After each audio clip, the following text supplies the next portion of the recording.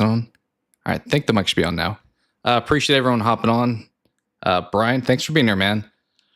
Figured I'd just hop on, do a quick live stream, hanging out for a little bit, going a little bit over the Comic-Con event exclusive Figuarts that are now posted, and also do some more like bracket fight stuff, just kind of running through opinions on like, hey, this movie's better than this movie, stuff like that. So kind of chill stream, not much like super planned as far as like a in-depth topic per se, but gonna bounce around with a few things, and hope everyone's had a good weekend, especially Brian, you and Chad here. So yeah, let's quickly hop over and share the first thing I mentioned with the 2025 Comic-Con event exclusive figures and information on that. So let me jump over here and let me make sure I get the website pulled up. Might have recommended Round of Shield Hero. I still need to do my controller stuff because it is like, for some reason, such a nightmare for me to do the controller. So I need to probably have that arranged ahead of time if I hopped on for that. But maybe at some point, we'll see. Hey, JDev, appreciate you hopping on here. I just realized my screen is entirely black. Let me pop this up now. I did, JDev, finally get my Dexter episode 4 review out, so I can officially uncancel myself, at least for that reason. Maybe I'll potentially recancel myself as we progress in some of the stream, especially some of the bracket fights maybe. But for folks interested, I figured I'd start with doing the Comic-Con figure art stuff and sharing what we had there. So for folks unaware, if you went to Comic-Con this weekend, there are 4 event exclusive SH Figuarts Tamashii Nations branded figures to pick up there. 3 Dragon Ball related, 1 Godzilla related. So I figured I'd hop through and share the information, because now that Comic-Con's over, the rest of us who did not attend have the option of grabbing these online. So I figured I'd share kind of the details with that, and maybe if anyone wants to talk about any of them, I'm happy to do so. But let me pop over and we'll start off with the first one here. So we have Beast Gohan, and I did grab, I almost before stream wound up grabbing more stuff, but I grabbed my, I guess I should probably switch back over if I'm going to do that. Grabbed the Beast Gohan that I do have. The lighting is definitely not going to be overly great for this, but figured I'd share this guy. He's an awesome figure.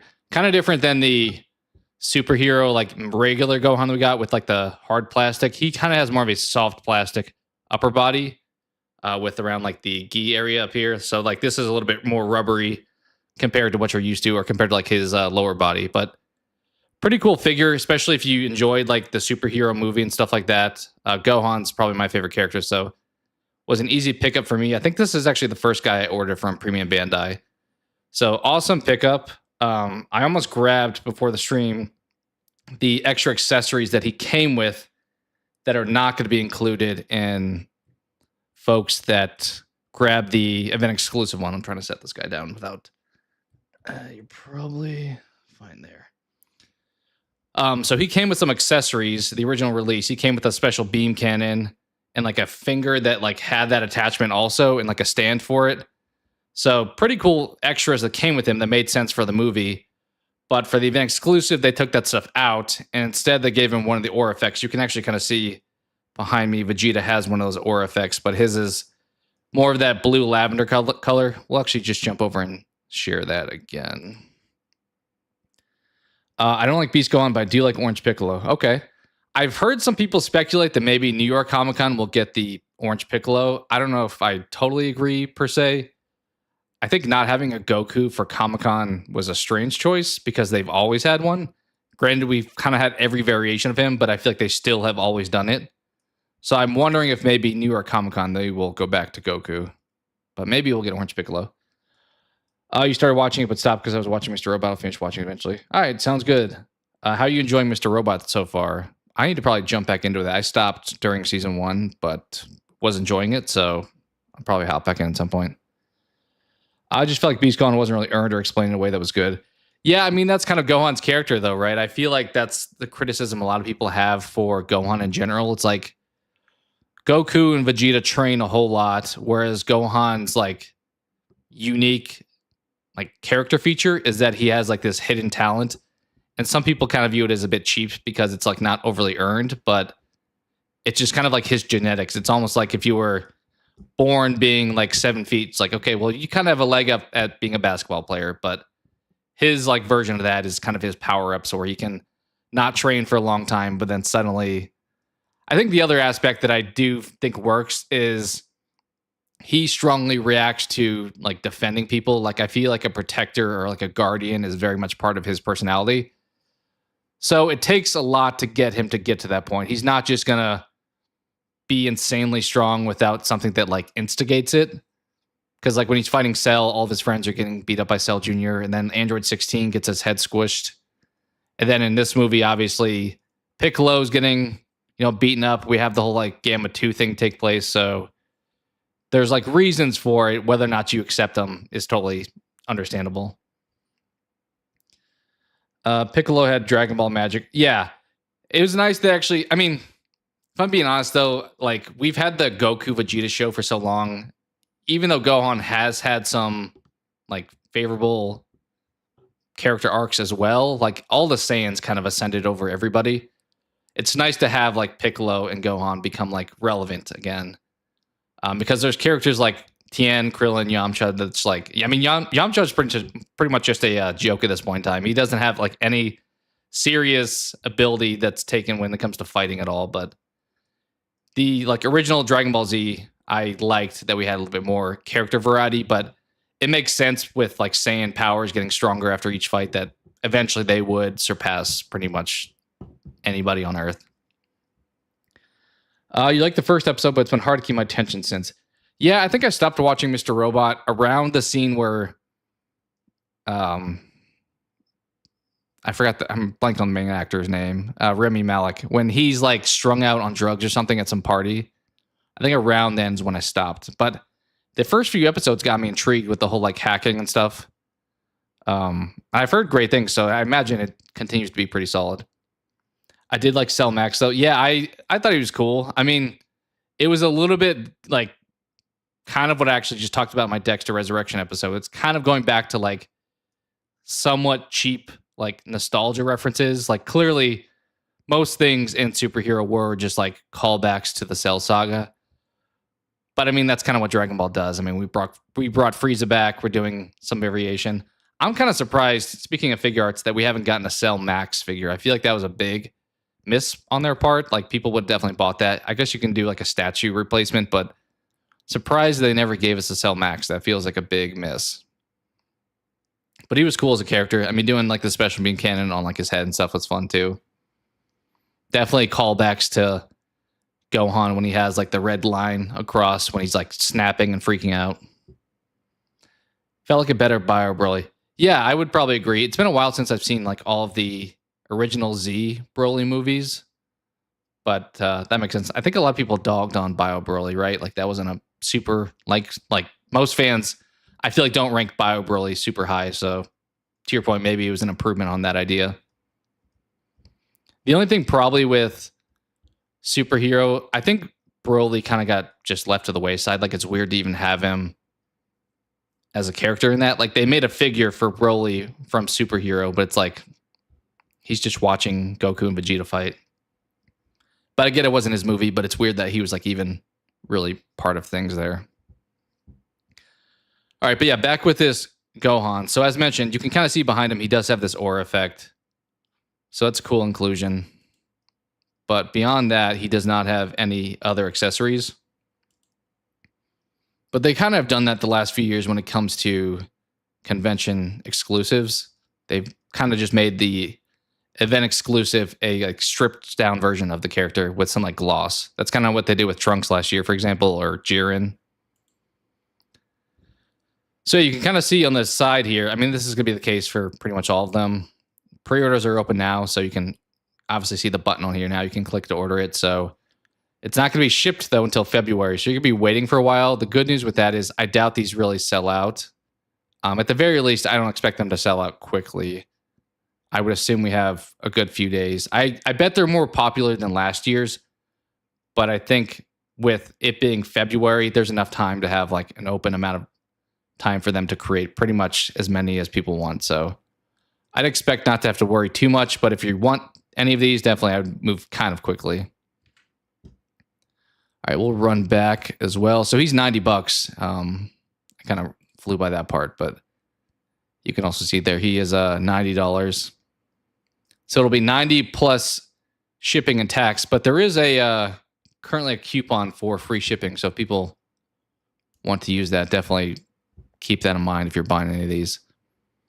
This next one is the one I kind of debated on, which was the Grade 8 Vegeta. I don't have him in my collection like I do with the Gohan. And the scaling's a little weird, obviously, because he's not as large as he would be in comparison to everyone else that you would pick up. But he's kind of a separate piece on your shelf, I would assume. So this one, obviously, you get a more like accurate color variant. Like this feels like the colors that he was in the show, as opposed to the original release where this was more like navy and stuff like that. This feels like a better version of that. We get a brighter stand for him as well. Downside, once again, we get kind of reduced accessories, though. Like, he came with a small Goku that you can hold in his hands and a small Yajirobe to cut his tail off. But they don't have those in this one, so that kind of is unfortunate. As I was saying, I debated grabbing this guy, but I think I'm going to pass just because, I mean, he's priced about what I would expect at $220, but it feels like it's a little much for, you know, something that I'm just, like, mostly interested in. Similar stuff here with him, though. He comes out in February, so I would expect, I don't know. My thoughts are, as far as like what sells out first, I'd probably go Gohan, then this guy. I think this guy's more popular, but his price point being higher is going to be a turnoff for some people. But I'd probably say Gohan, this guy, Piccolo, then the Godzilla, so. But yeah, relatively straightforward as far as what he comes with. And I think he looks pretty cool. I mean, he's still kind of not overly painted on his chest. I feel like there's not a whole lot of like battle damage there, but I think he looks pretty good. And then the last Dragon Ball related one. So we kind of have one from like each section. We had the Super with Gohan. We had Z with Grade 8 Vegeta. And now we have OG Dragon Ball with Piccolo. Kind of thought this would have been more like a Roshi. I feel like that's a figure people really want. Piccolo kind of surprised me. I think the only reason people are going to grab this guy will cover in an upcoming photo. But I feel like just from first glance, when we got this first picture, this King Piccolo, like the original release, he probably still is available at retailers. Like, he was heavily discounted a lot of places, so I don't imagine he sold super well, or they produced a lot of him. So having this version where he just has like the yellow instead of the pink coloring on his arms surprised me as something that they would actually do, because I didn't think people would be interested. Until I saw this. The picture of the chair or the throne he has here. I think that alone is going to lead to a lot of people grabbing him. Because him by himself, I don't think he would have done super well. And there's just like more photos of him fighting other people here.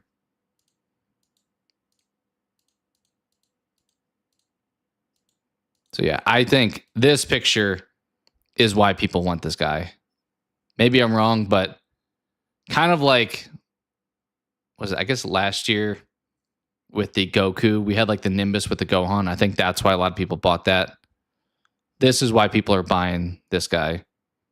So kind of uniquely, the other two characters we covered, they have less accessories, whereas this one, you're kind of getting more than I think you got originally.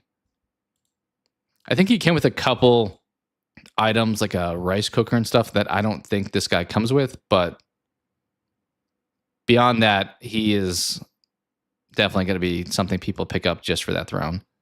He's $100, so just a little bit pricier than the Gohan, but still more reasonable than the Grade 8 Vegeta, obviously. That's sick with the throne. Yeah, I think this is a big reason people will buy this. As I was saying, I don't think people would have picked this up. I'm really surprised they didn't go with Roshi. Maybe they will like next year, because that's a character people have been kind of dying for. Even the like Tournament of Power version that they hinted at years ago that they never came out with. I'm not a big Master Roshi fan, but I think a lot of people are. So, but I mean, the throne's a good move. I think that's going to sell well by having that. They have like reduced, I guess, the amount of characters. They used to have 4 for Comic-Con, but I feel like they've added more accessories or had like higher priced figures compared to prior years. So kind of evens out. Then finally, the Monster Arts Godzilla here.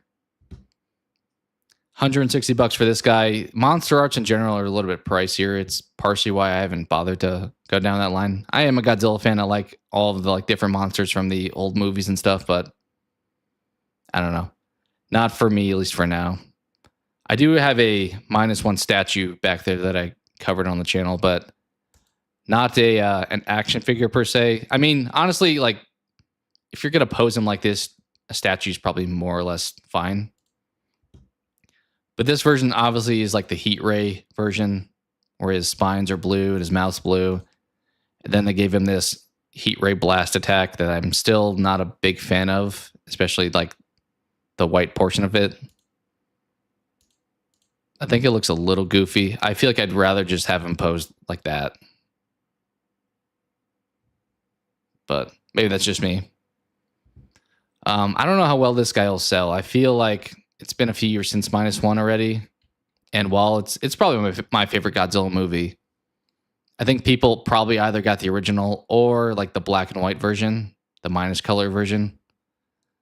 So I don't know how many people really are into this, but I'm potentially biased with like the Dragon Ball side of stuff. But that's the 4 convention pieces. So we got the Beast Gohan at 90, Grade 8 Vegeta 220, the King Piccolo at 100, and this Godzilla at 160. So all of them available to order now, and they all don't ship until February. So you could be waiting a little bit of time. Your son's middle name is Goku. That's awesome. That's amazing. You're highly biased. Yeah, I could see why. Yeah, that's the convention pieces. There was some pretty cool stuff shown off during Comic-Con. I don't know if I'll be able to find that. Let me maybe check. There was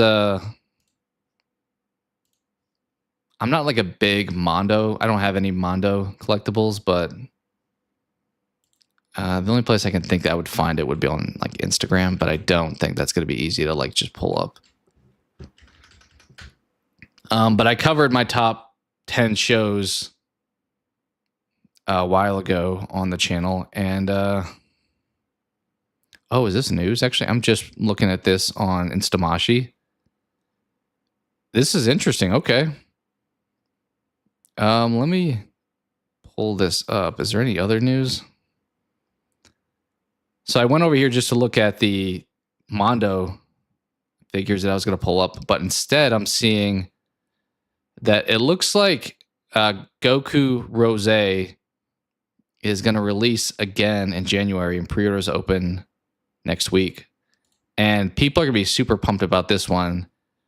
The Full Power Broly from the Broly movie, pre-orders open next week, and it comes out February of 2026. So same as the convention pieces, but people have been like dying for that one.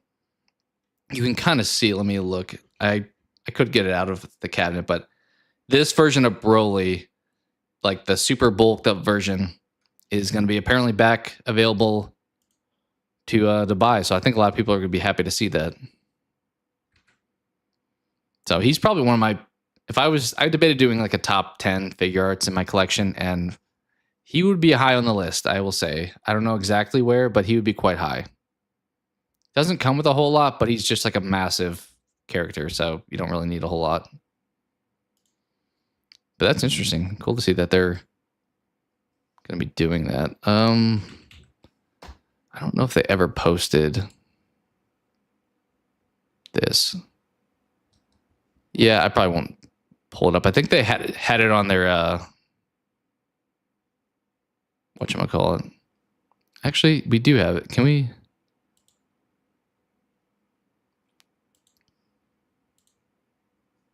Oh, I can pause that. Okay. How do I best do this? Let me try this and see. I just want to show this off because I thought it was super cool. I don't know if I'll get these or not. I'm gonna have to do some moving around here.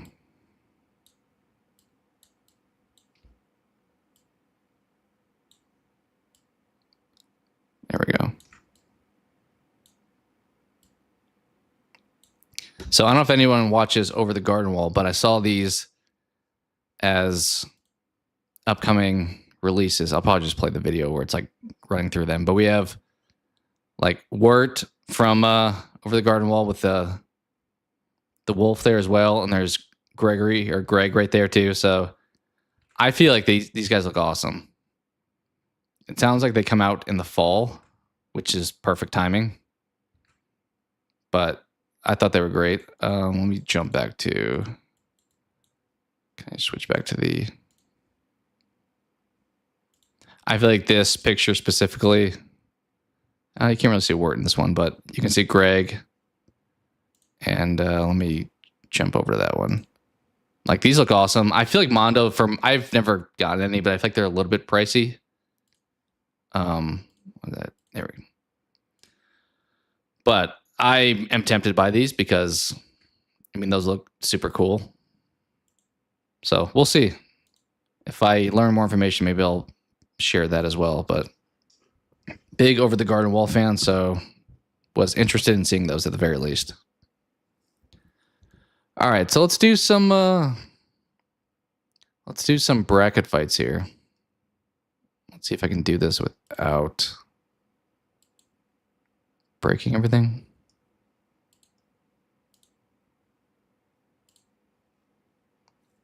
Maybe an off-the-wall one we'll start with, since I haven't done any of this on the channel, but I've debated doing it before. For the folks who are aware of the game Dead by Daylight, I saw this one on here where it was like top killers, I guess. I'll do this one pretty quick. I don't think this has all of like the current ones. I think this is like up to a certain point, so we're probably gonna be missing some, but I'm gonna do this by character I played the most with anyway. So I kind of stopped playing a couple of years ago, so a lot of the newer ones wouldn't be relevant for me anyway. So we'll just run through this quickly. So we have the Trapper and the Hag here, both kind of doing traps. I definitely played with Trapper more. Hag was kind of tough unless you had like strong, like extra stuff to throw on her like, what were those called? Not perks, but like the add-ons, I guess, for her character. If you needed certain ones to make her effective. Both of these characters kind of came as I was like fading out, so it doesn't really matter which one I pick because they're probably not going to last after this round. Definitely Gunslinger over the Knight. Oni over Nemesis. Yeah, I didn't play with the Blight a whole lot, but the Blight probably slightly more than Wesker. Doctor over Leatherface. So Leatherface was a pretty bad killer in the game. I didn't play with the twins or Sadako a whole lot. We'll pick Sadako there. Pig and the Artist. We'll take the Artist. And Hillbilly and Huntress. Hillbilly had kind of a steep learning curve. He also kind of got nerfed a few times, so we'll take the Huntress. And Trapper. I think Oni on that one. Definitely Doctor. Doctor was like a very low learning curve that allowed you to play with them pretty, like, he's not super top tier, but I feel like if you wanted to get consistently 4 kills and do okay, Doctor was serviceable, especially against like newer players. We'll take the Artist, I guess. Oni here. Doctor. Yeah, I think it's still Doctor. I played a lot with him, as I said, even though he's not the best character. All right, on this side, definitely the Wraith. I feel like he was the first character I really played with. I didn't play with Chucky, so by default, we're going with this guy. I played a little bit with him. Didn't have either Pyramid Head or Pinhead. I think Pyramid Head is like viewed as being a little better, so we'll just pick him here. Actually, I didn't have either of these DLCs either, but I actually played more when Stranger Things was around. This one, I feel like Myers was probably a little bit more frequent. I remember they used to have those offerings where you could play as licensed characters without owning them, but then they kind of took those away. Ghostface is probably better, but I definitely played with the clown more. This one, Nurse is super top tier, but I played on console and was not great with her, so we'll take Spirit. And probably Legion over that one. Definitely Wraith. By default, Pyramid Head here. Clown. Ooh, Spirit I really liked at one point, but then they kind of nerfed her like Collision, so Legion kind of became more used, but I'll go with Spirit. Definitely Wraith. Definitely Spirit. We'll take Spirit over, and I think Doctor. So just kind of a fun run through as far as Dead by Daylight characters. I don't know if anyone plays that game, but it's still like super popular these days. All right, let's jump on another one. So we have best movie franchises. So I kind of did movies the other day, but I figured let's check out this one. I may not have seen every movie that's on here, so that may make some of these choices a little bit easier. And if anyone has any opinions to it, definitely feel free to chime in to share your own selection. You can try to sway me, but we'll see. All right, so this one, I'm going to count every X-Men movie because there's a lot of them. Probably that would make sense. Although this is clearly the new trilogy of the Apes. I guess also the fourth one that came out a few years ago. Or was that last year, I think? But it's Apes for me, for sure. What are these photos? Transformers versus Shrek?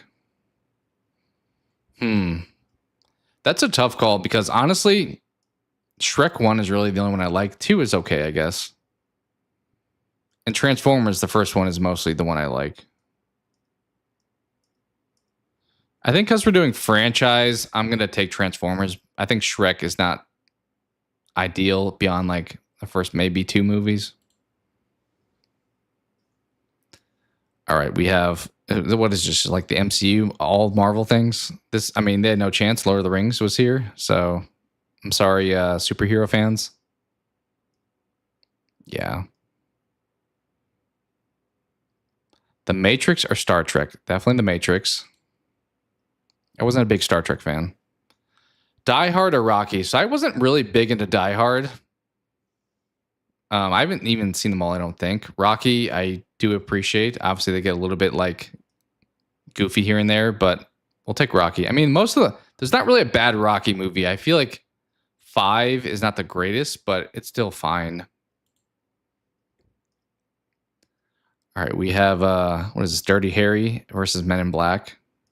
Neither do much for me, but Men in Black 1 was solid, so. Blade Runner and Fast and Furious. So I'm not really like big into Blade Runner. Fast and Furious has some good movies. So we're going to roll with that. Harry Potter or Pirates. I only really like the first Pirates, but it's a good movie, so we'll pick that. All right, so we're finishing off the left side before moving on to the right. This one will take Apes here. Ooh, I like both of these franchises. Honestly, though, the first Matrix is like superior to the rest of the movies in that franchise. Whereas Lord of the Rings, all of them are strong. So definitely that one. We'll go with Rocky here. I think we'll take Fast and Furious because what my point about there's only really the first Pirates that I appreciate. Whereas this one has, I would say, at least half of the Fast and Furious movies I like. This is tough. This could have been a finals, but it's got to be Lord of the Rings. Rocky versus Fast and Furious. Talk about like two completely different, but also kind of the same type of movies.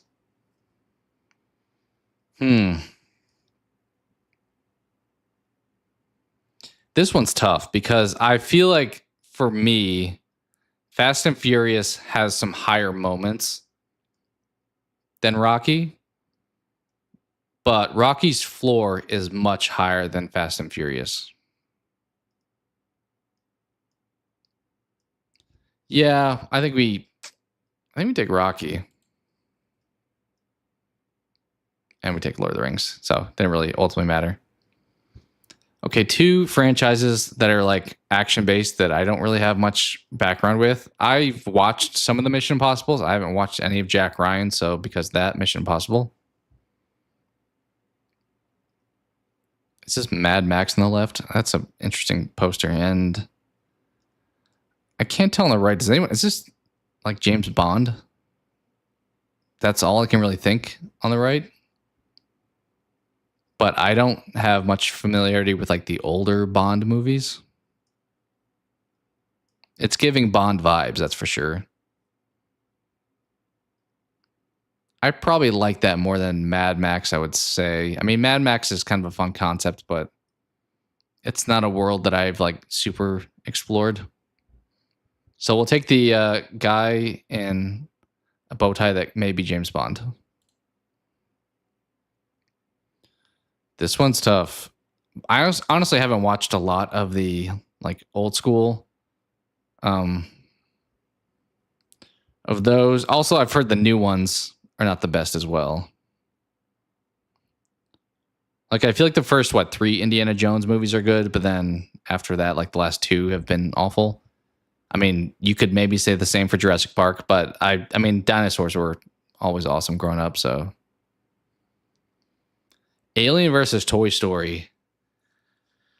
All right, so some of these have been the exact same type of movie. This could not be completely like any more different. Horror sci-fi versus animated, I don't know, kids adventure, if you want to call it that.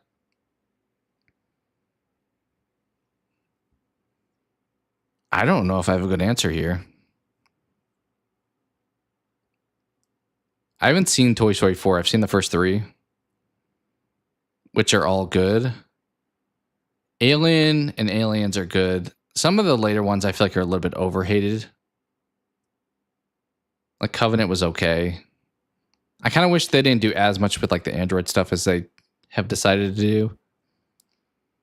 I haven't fully seen like some of the ones that are viewed as being bad, like Aliens 3. Honestly, I think consistency, the answer may be Toy Story, as weird as that sounds. Yeah, Toy Story. Ocean's 11 or Star Wars. This one's tough because the original Ocean's, or like this Ocean's 11 with this cast, was a movie I watched so many times growing up. But Ocean's 12 and 13 and what was that, 8? Like those I could do without.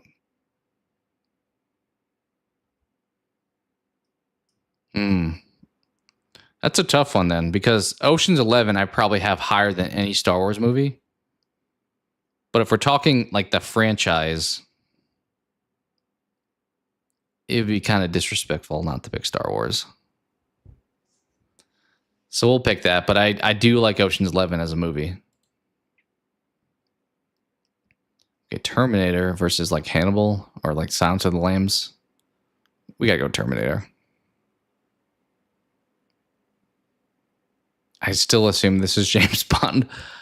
I mean, I have watched more of like those ones, like Pierce Brosnan ones, if we're counting that kind of stuff. We're going to take the unknown James Bond potential over the Mission Impossible, I think, because I've watched more James Bond movies. Ooh. Well, this is another example of Jurassic Park, the first movie, top tier. But like Toy Story 2 is probably better than Jurassic World. Or Jurassic Park, the Lost World, rather. And Toy Story 3 is probably better than Jurassic Park 3. So not the first movie per se, but the franchise, I think it's Toy Story. Definitely Terminator. Okay, these came out of nowhere. These weren't here previously. If we're talking Spider-Man, are we saying this? I mean, this is Tom Holland. Are we saying the like last 3 Spider-Man movies plus his inclusion in Avengers, I guess. I think it's the Dark Knight trilogy either way. I'm not a big Batman Begins fan, but the Dark Knight itself is better than any of the Tom Holland things. All right, Toy Story is kind of the underdog that continues here. Terminator or the Dark Knight? We have to go Terminator. Ooh. How much am I going to stick to that rule? Because Terminator 1 and 2 are better than Toy Story. But some of the later Terminators are bad. Like the last one I did not like. You know what? We'll give it to Terminator because I think those first few really stand up on like enough. And I mean, it's Lord of the Rings. It was always going to be, but we got to go on a journey until we got to that point. All right, what else do we have on here? Let's do video game battle. I know I kind of did one of these the other day. So this is individual game, I assume, not franchise anymore. Yeah, okay. Let me pull that back up.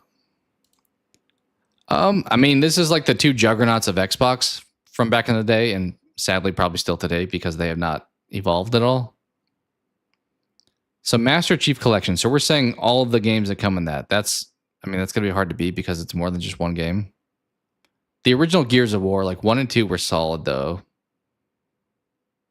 But I mean, if I was trying to be like edgy, I would pick Gears of War, but it's Halo. All right, 007 and Metal Gear 5. So this is 007 GoldenEye is an example of a really great game from back in the day, but has not aged well at all. It was kind of one of the first like multiplayer first-person shooter games. Obviously local play, but I think that was always the game to play. And people would be like, all right, you can't play with Oddjob because he's not fair.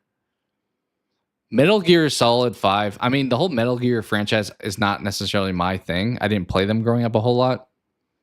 I've tried to play 5 multiple times and it just doesn't hit for me. Like, it feels like it's an open sandbox without much story, which I've heard the older games are really heavy on like the exposition and stuff and lighter on the like open world gameplay. And they kind of went 180 with this one. But it feels like there just wasn't enough there for me. So we're going to take GoldenEye. All right, Fortnite or Doom. I don't want to like not pick Fortnite as just like a hater because I feel like Fortnite is like the hated on game. And we're saying like the Doom 2016, I'm assuming here. I mean, that's a fun game. The problem is you're running into the Master Chief Collection issue where Fortnite has so much variety that yeah. I don't feel good about it because I feel like Doom is a much cooler franchise and a like game in general. But I think if you told me like, hey, you got to pick one to play for a long amount of time, there is more replayability over here. So we're going to pick that strangely. All right, this is a strange choice. Infinite Warfare and Rainbow Six Siege. I never really played Siege. I have played Warfare. Siege probably feels like more of my kind of game, but because of like my limited experience, we're going to say Infinite Warfare. All right, what is this? Mortal Kombat Complete Edition versus Budokai. I mean, we opened up with talking about Dragon Ball. The Budokai franchise was pretty fun. I mean, I don't know how well the first one would like fare today. I think I like Soul Calibur more than Tekken. Soul Calibur like 2 was awesome. Okay, Batman Arkham Knight. It's saying Volume 2. I kind of forget the naming conventions of that franchise. It's like Arkham City, Arkham Knight versus the Spider-Man game. I mean, honestly, this is kind of a funny matchup, not just because they're superhero games, but Spider-Man literally like took the combat formula from Batman. That's tough. I don't know. I mean, this one's a hard one. I am trying to remember which one Arkham Knight is. Because as I said, it was Knight. City. I forgot the third one, but they were all great games. I mean, it was a good story.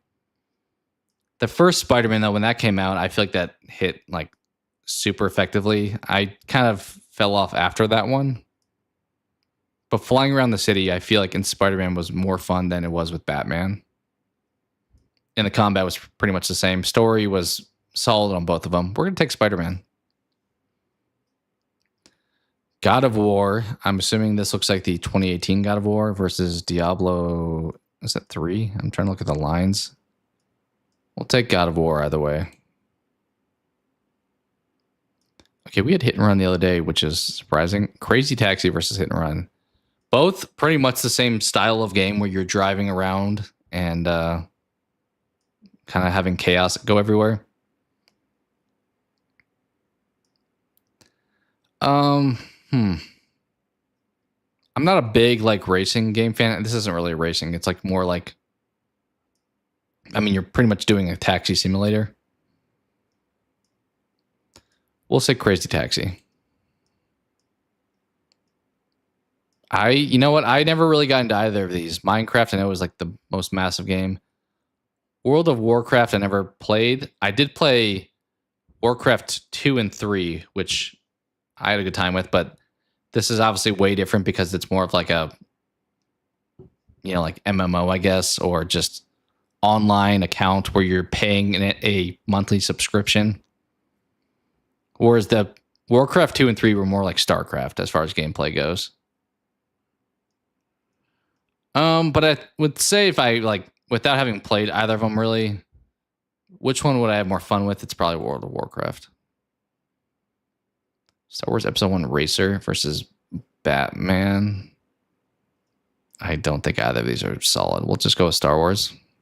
Pod racing looks more fun. Pac-Man versus Duck Hunt. Duck Hunt always like sounds fun. But then you play it for like 2 minutes. You're like, all right, this is awful. So Pac-Man. Wii Sports or the old school arcade pinball game that came on just like every computer. I mean, Wii Sports was kind of iconic. It was probably, I think it's the best selling Wii game, obviously, because it came with the console. So it's kind of cheating, but okay, we're into the sports games at this point. I feel like Fight Night's better than UFC. I don't really care for either, but I mean, I'm a bigger fan of NHL over NBA at this point. Can I just say neither? We'll take FIFA because Madden has not been good in a long time. Go with Halo. I honestly, easy matchups here. Fortnite's going to take this one too. I mean, strictly because of IP, this one, but I do think Budokai, the original one, probably doesn't fare well. Interesting. 2 like juggernauts on the PS4.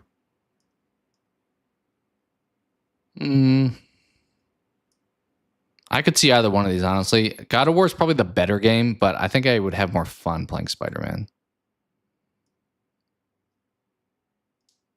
I mean, a game I played a little bit versus a game I haven't played at all, so it's a little bit hard to do this.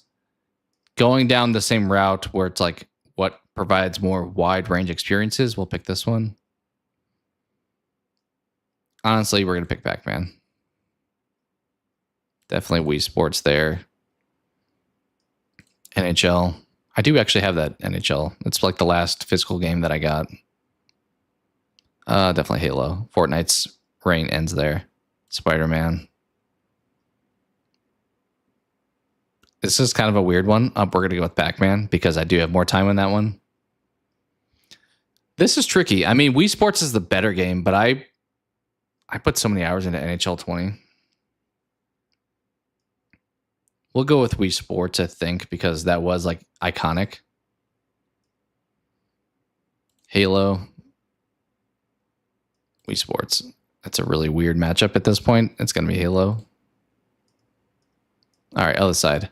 Grand Theft Auto 5 or Mass Effect. I really liked Mass Effect when it first came out, but when they had like the remake with all like 3 of the first games, the completed edition or whatever, I don't feel like those really, I didn't like the same experience that I had growing up. So, I mean, Grand Theft Auto 5 has been around for like 10 years. I had it on like Did I have it on the Xbox 360? It was definitely on the Xbox One. But it's lasted like 10 years, so it's got to be that one. Assassin's Creed or Uncharted 4, definitely Uncharted 4. So we're seeing a little bit of similarity to the quizzes we did the other day. BioShock for sure over Fallout 4. Fallout 4 was a little bit disappointing. This is a tough one. Long games on both sides. I think we're going to go with Red Dead 2, though. Resident Evil or FNAF for sure. Half-Life 2, I think we're taking over Silent Hill. I mean, I guess you got Bam Margera on this one, so we'll go with that choice. What is happening here? What are these options? Secret Agent Barbie or Bratz? Sure. We'll pick the Game Boy Advance game. All right, some of these croppings are awful. So we have Super Mario Kart or 64. 64, the camera's a little bit janky. I know they remade it with like the whole Switch game that came out. Super Mario Kart's not great, honestly. Mario Kart 64 is where that kind of really took off. I think a lot of people don't even know there was a Super Mario Kart. Definitely Super Metroid. I was a Metroid person. I wasn't really a Mega Man person. Ooh, Ocarina of Time versus Smash. I mean, Ocarina of Time is like an iconic game, but I probably haven't like really played it from start to finish since like, I don't know, almost 30 years ago. So like definitely like 25 years ago. Smash still holds up today. I mean, obviously they have like later iterations, but I think Smash still holds up. Donkey Kong 64 or Sonic? I mean, a little bit more basic over here. Donkey Kong 64 was like secretly kind of hard. Like you had to swap out with each character to like get the colored banana for that character.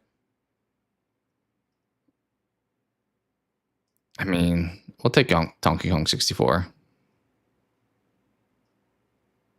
All right, Sly 2 versus one of the Kingdom Hearts that has like some combination of games. I can't totally tell. And their naming conventions for games have been like awful always. We have Kingdom Hearts, what is this, 2.5? Remix? Is this just Kingdom Hearts 2? Because I know they had the one like combination of games that had like 5 or 6 different games on it, but 2.5 is a little bit uncertain. I mean, Kingdom Hearts 2 is probably the best Kingdom Hearts game. But we're gonna take it no matter what there. Ratchet and Clank or Jak and Daxter. Ooh. Oh, the Jak and Daxter collection.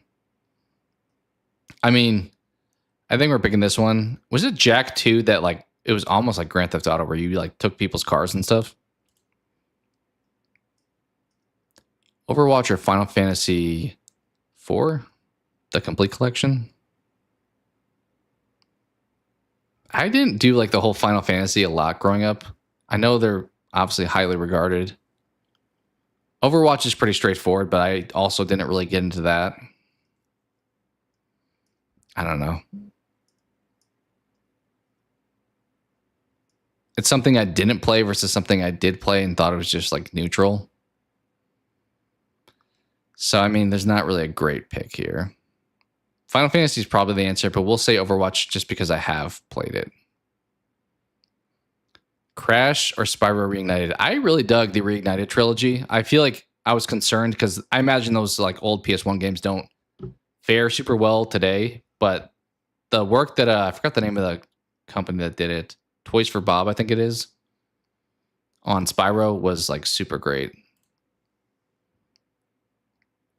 Okay, 2 heavy hitters right after that. I think we're going with Uncharted 4 here. I mean, these are both great. Grand Theft Auto has like much more life to it. Crash, you thought Crash over Spyro? Was that the matchup? I think it was. That's a fair choice for sure. I think I'm going to say Uncharted 4 because I don't know, that one like worked for me better as a story. Grand Theft Auto 5 has much more replayability, but yeah. Oh, yeah. I mean, that's fair. Both are obviously iconic, like Sony properties. Crash has gotten a little bit more love. Like there was Crash 4, and I don't think we've gotten another Spyro after. Like when was the last Spyro game not counting that collection? I don't even, was there even one on like PS3? There definitely wasn't one on PS4. This is a tough matchup. I actually think I talked about these when I did my top 10 games. I don't remember where I had them placed. Honestly, I'm going to like dispute myself there, but I think I had BioShock maybe like 10th and Red Dead 9th. Honestly, these are both great. It's tough to pick one. Yeah, I don't know either. I think it's been a long time. I did cover two. I assume you're well aware, obviously, based off of you being involved in it too, but I did cover the P Bandai stuff at the beginning of the stream with the 4 releases up there. Did you make a decision on your Beast Go On, or are you still thinking about it? I don't think there's like a major rush at this point, especially since they don't ship until February. I'm assuming it's going to be more similar to like a normal P Bandai order because they want to sell as many as they can, and since it's that far out, I think their production is going to be pretty high. But I mean, these are both good. I do think I had BioShock 10 and Red Dead 9. I think they're both worthy. For today, I think we're going to say BioShock, though. We'll go with the underdog, I guess. Sadly, I got him pulled the trigger. Nice. I don't think that's sadly. I mean, I guess sadly for your wallet or your credit card. Did you wind up using? I know they sent out that email about the free shipping. Hopefully, you used that. If not, I think you can always like cancel and like reorder it. But there should be something they sent out. I haven't looked into it because there's nothing I've ordered. But there's like a free shipping code, I believe. These are both solid. Yeah. Okay. Cool. This is not even a choice. Taking Tony Hawk. I'm curious what they're going to do for New York at this point. I've kind of already like shifted mindsets with that. Also, I did mention this. I don't know if you have any of these two, but I saw on Instagram, it was like an hour ago or so, that Goku Rose and the Full Power Broly are going back up, available at I think it was retail, but they're being put out for pre-orders, I think next week on August 1st, or I guess that's the end of this coming week. And then I think Goku Rose said he came out in January and Broly was February. Yeah, that's definitely huge. I know a lot of people, I don't know if you can see it right now. I have both of them. You can see the Broly pretty clearly there, but I know that Broly is like super sought after by a lot of people. So I think tons of people are going to be pumped to see that that's back available. The Goku Rose, I feel like they've done it a few times, so it's not a major like news update, but the Broly for sure people are going to be happy about. But I've already been thinking what's going to be New York's figure. A lot of people have been assuming it's Orange Piccolo because we got Beast Gohan for San Diego, but I'm kind of thinking maybe towards more like a Goku because we normally get one for San Diego and we didn't. So that makes me think maybe they're putting something there. Granted, we've gotten so many versions of him at this point. There's not a whole lot you can still do. I do still hold out hope for a Super Saiyan 3 variant, but they keep re-releasing that guy too, and it keeps kind of screwing up my prediction because I'm like, oh, the original one's coming back out, so people clearly are not going to pick up an exclusive one too. Yeah, I mean, he's kind of a budget figure, so that's probably an easy choice. Also, I'm imagining like the mold they have is like the same as probably mostly the other Gokus, so it's probably easy for them to just reproduce. Yeah, you would think that some version of him. I mean, he apparently feels like he sells. I'm kind of more of a fan of give me variety, but obviously, like Goku sells. I think I've even heard people talk about when they've done like YouTube videos on Figuarts characters. I think people have mentioned when it's a Goku that they cover, way more views than like, I don't know, if like Birder came out, which I would definitely buy the Ginyu Force if they ever put them out because I missed them first time around, minus Captain Ginyu. This one's a little harder. Super Metroid probably is aged a little better because the camera over here probably is rough. I'll take 64 though. Goku definitely sells. Yeah, I think like Goku, Vegeta, to your point, the two like go-to Saiyans, kind of like the same reason they've gotten power-ups continually compared to everyone else, because it's like the Goku Vegeta show, everyone loves them, which I like them too, so I don't blame people. We'll take Smash here. Kingdom Hearts here. Spyro.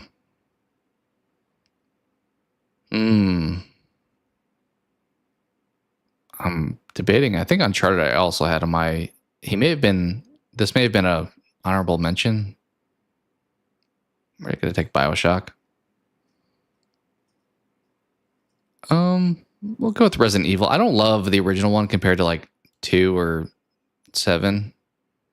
Definitely Smash. This one's tough. I mean, there's like tons of lore with Kingdom Hearts versus like a pretty straightforward basic. Just collect a bunch of stuff with Spyro. We'll take Kingdom Hearts. BioShock. I think we take Smash here. It's funny, I don't think I had Smash on my top 10, but I think I'm going to pick it here too because it's like such a good party game. And I think we take Halo over Smash. So some variety when it came to the selections there. Speaking of Dragon Ball, we had the Dragon Ball Budokai game, but it being the first one, I don't think probably plays super well today. All right, what else we got on here? We have a horror movie one. Let's give this one a try. I'm gonna like embarrass myself by not knowing a bunch of these that are like iconic, I'm sure, or like having seen them. Do I keep up with Marvel Legends or Storm collectibles? I don't. I mean, I like digest the information because I watch a lot of like YouTubers who do talk about that stuff. And I know Marvel Legends is like a big thing. So I kind of like by default get the information, but I don't buy any myself. I'm not like huge into the superhero like collectible stuff. I probably more so would get like Ninja Turtles. Like you can probably see back there also the Universal Monsters Ninja Turtles back there. I guess what do I have all behind me there? Some Godzilla stuff there, and then for some reason I grabbed the Mario movie. Was it Jax that made that? I think it was Jax. But I have not gone down the Marvel Legends route. I know they've seen kind of increasing prices, but everyone kind of has. But I know they're typically a little bit more budget even than SH Figuarts are. But I don't really pick them up, but I think it's fun to like hear people talk about them and get excited about them. I did share earlier. I haven't like never collected anything Mondo, but I saw that they are making Over the Garden Wall figures this fall, and that may have to be a purchase by me because that's a show I super love. We'll see how much those cost. I feel like I've heard people mention they are a bit overpriced compared to other like figures, but quality seems like it's always solid. So we'll see if I check those out later on. Oh, they're crap compared to SH Figuarts. There's been times when even SH Figuarts I've been like, this feels like super low budget. Why did I pay X amount for this? But I can have several of the next Universal Monsters. Yeah, those have like, I feel like when I started collecting stuff outside of SH Figuarts, I wasn't sure like what the landscape looked like because I feel like with SH Figuarts, they're available for a certain amount of time and then they're kind of gone more or less. So like the prices of them just continue to skyrocket over time. So when I grabbed the Universal Monsters, I saw they were available and like Donnie was like the one that was hard to find places. So I grabbed the original, I guess like 7 of them. The 4 Turtles, Splinter, April, and Casey. And I feel like since then, I've only seen them like super discounted places. Like when I was in, I think Best Buy the other day, like the Hunchback Leo was like half off or something. So I know the April has been like always super cheap too. And the Mikey, I think, was super cheap. But I thought they were cool. I mean, I like Ninja Turtles. I like Universal Monsters or like just horror stuff. So it was kind of a fun crossover.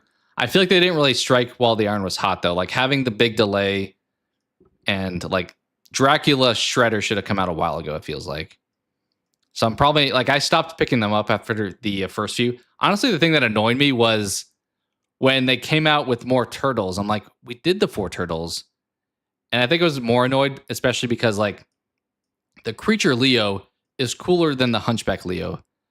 But I already picked up the Hunchback Leo, and I'm like, I don't need 2 Leos. It feels like it's kind of looks weird, especially because we didn't do all 4 turtles twice. We just did him and Raph.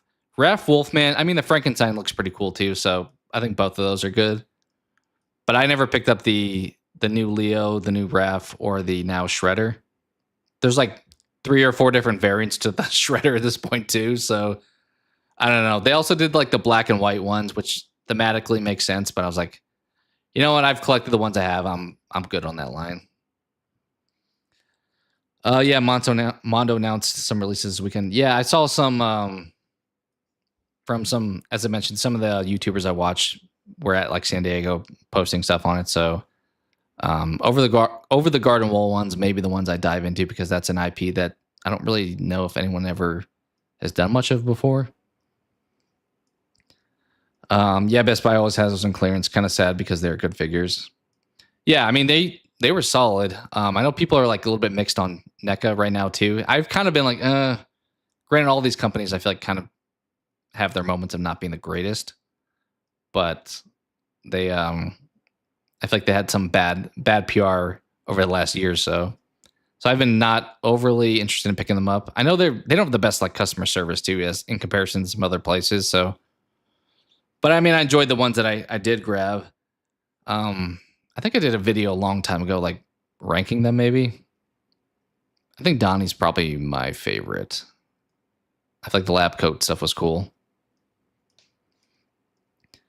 I did also put together. I was gonna do a video on it, but let me take this off for now. I was gonna do a video on him, but I'm not really sure my setup, like what makes the most sense, because I haven't done a like actual review of a figure in a long time. And I got a new webcam since then. I was like, let me try like the desk webcam, but it was like super blurry. I'm like, this, you can't see this worth a damn. It's not really worth it. But they wind up putting together the Bakugo bit. I still have his little like plastic skirt piece on here, but I feel like he's solid. These were kind of a pain, like the hands to put on like in the grenade pieces, but then also putting on the blast attacks as well.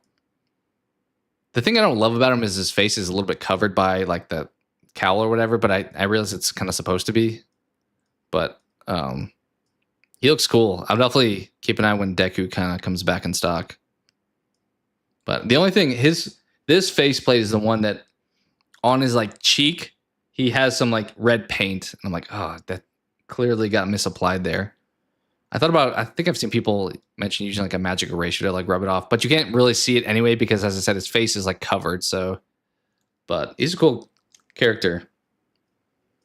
Definitely, I'll keep an eye on. I haven't really dabbled in too much beyond Dragon Ball because it gets a little bit too crazy, but I do have, you probably can't see them, but down there, I have Tanjiro from Demon Slayer and Frieren, obviously from Frieren. So I've gotten like one character from other franchises thus far, but maybe I'll get the Deku to go with Bakugo here, but seems pretty solid as a figure. The grenades are super like weird to like try to adjust the accessories on though. Like that could be kind of a pain. And the like headpieces, one of mine, I'm like, this is not going to fit. I almost thought I was going to like snap it off trying to fit it in there because I'm like, that spot does not work with that. But overall, once you have him like put together, he's solid. I agree on Shredder. Yeah, Shredder looked cool. They just took so long with it. He was obviously going to be Dracula. It made sense. I also kind of think it was weird the choices they made for characters. Like Leo was a hunchback. People didn't like it because he looked kind of goofy, but that was a weird choice. Like you should have picked somebody who like fit the personality of Leo, and you picked the hunchback. Mikey as the Mummy, I think, was solid. Raph as Frankenstein was solid. Donnie as the Invisible Man was solid. Splinter, Was he Van Helsing? I think that's what he is, which I think is why people thought Dracula would be Shredder. Casey is like the Phantom. I think was kind of a weird choice, but he looks really cool. April was fine as Bride, but I feel like a lot of people could have passed on her. I think she was typically one of the lower priced ones. Also kind of weird. I'm like, this makes sense thematically, but I'm like, I have a character on my shelf that has a purse. It seems kind of weird, but it makes sense for them to have that. Yeah, NECA pumped them out. Yeah, they like the black and white ones looked cool, but it just was like, okay, I already got that character. I don't need a black and white version of that character. You backed off. Storm has really caught my attention this year. Yeah, I'm trying to be mindful, like branching out a little bit, giving other people a chance. Like I know people really love the Jada Street Fighter stuff. I'm not a big Street Fighter fan, but if I was, I would probably give them a try.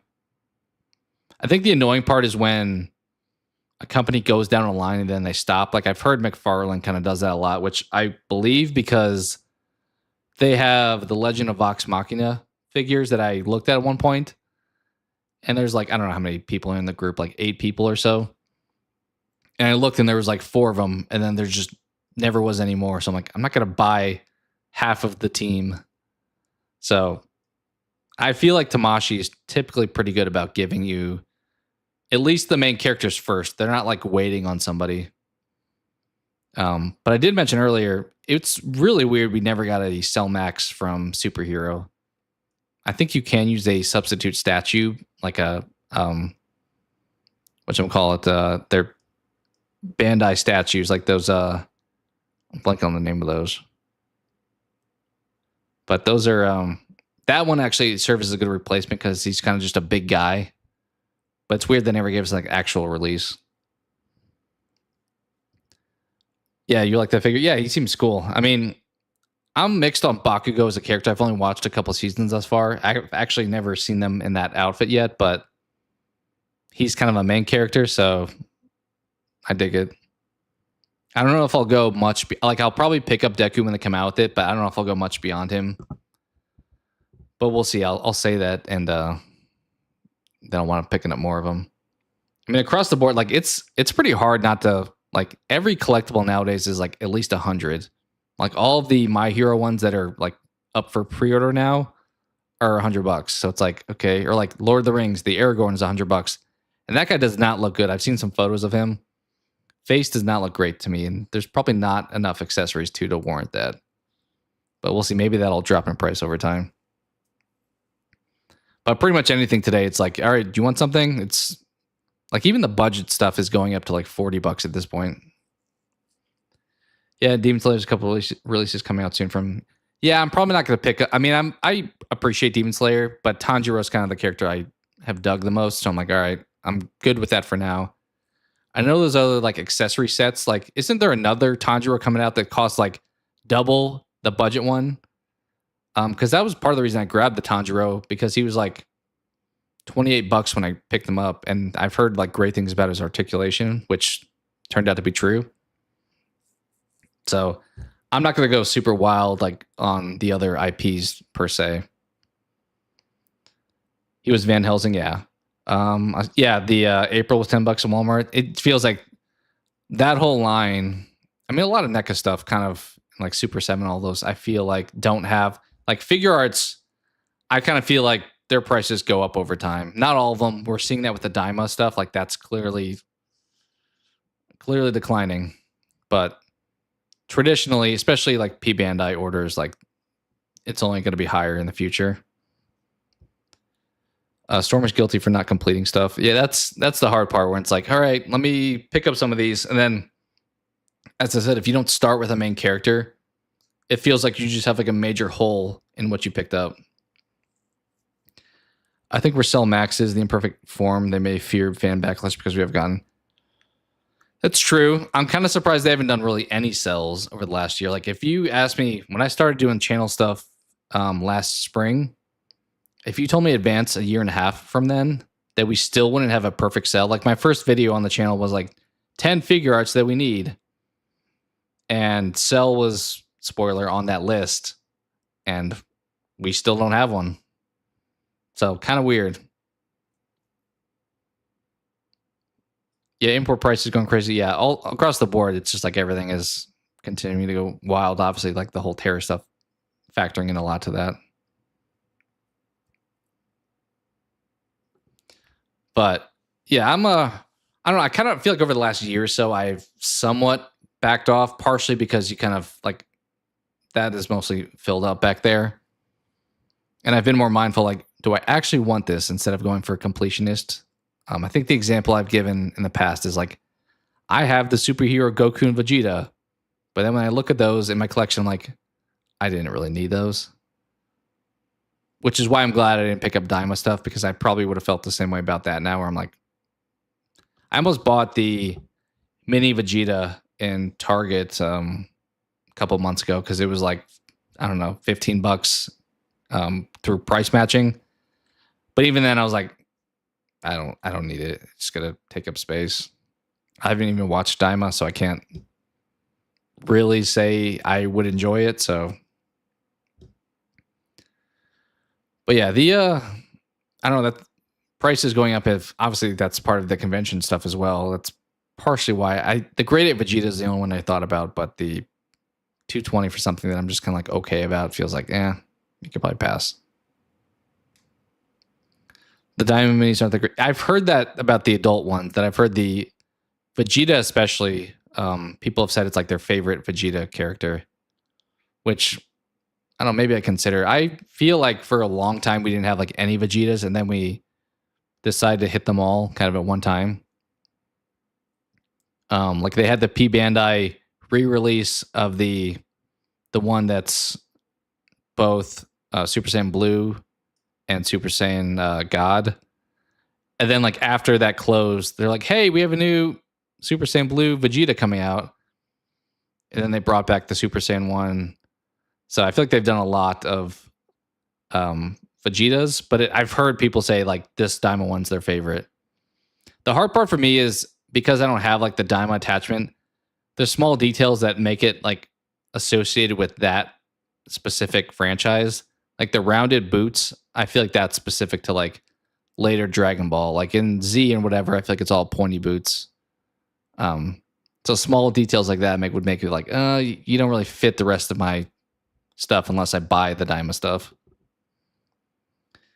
Yeah, they do like to toy with us, quite literally. It's always, hey, buy this guy, then like you'll have some accessory in the next one that says, hey, pick this guy up. I have mentioned before, I feel like they made a major mistake with the superhero releases. Like, I don't remember exactly when Superhero the movie came out, but I know by the time I saw it, the pre-orders for Gamma 1 and 2 were like long gone.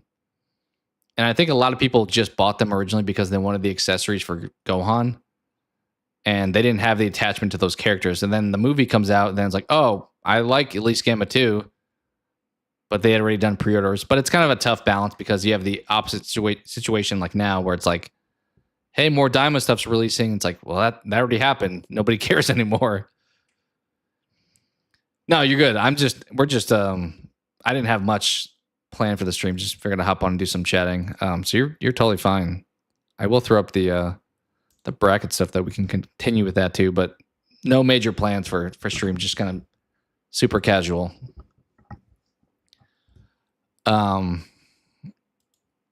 This is an interesting one though. We have like the iconic Exorcist or the Ring.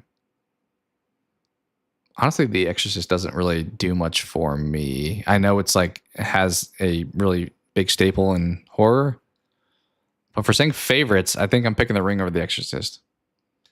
Yeah, those accessory parts are Bandai's attempt to build a figure. Yeah, it definitely feels that way. I've heard the accessory pack for speaking of like the Bakugo, the accessory pack for him and Deku, I've heard people like heavily disliked. But yeah, they love to do the throw-in DLC to complete somebody. Like, I feel like the mini Goku was the complete a figure for Daima.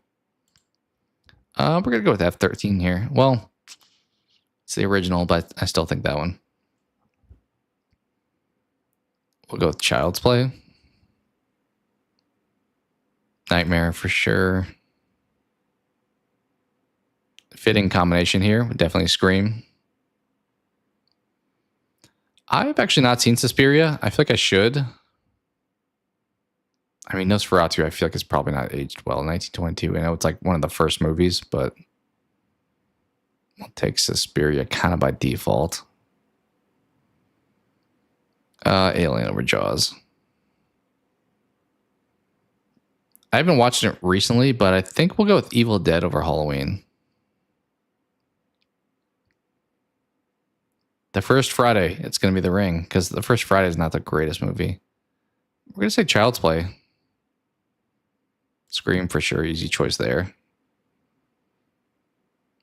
This one, because it's been a long time since I've seen the first Evil Dead, we're going to say Alien here. Take Child's Play here.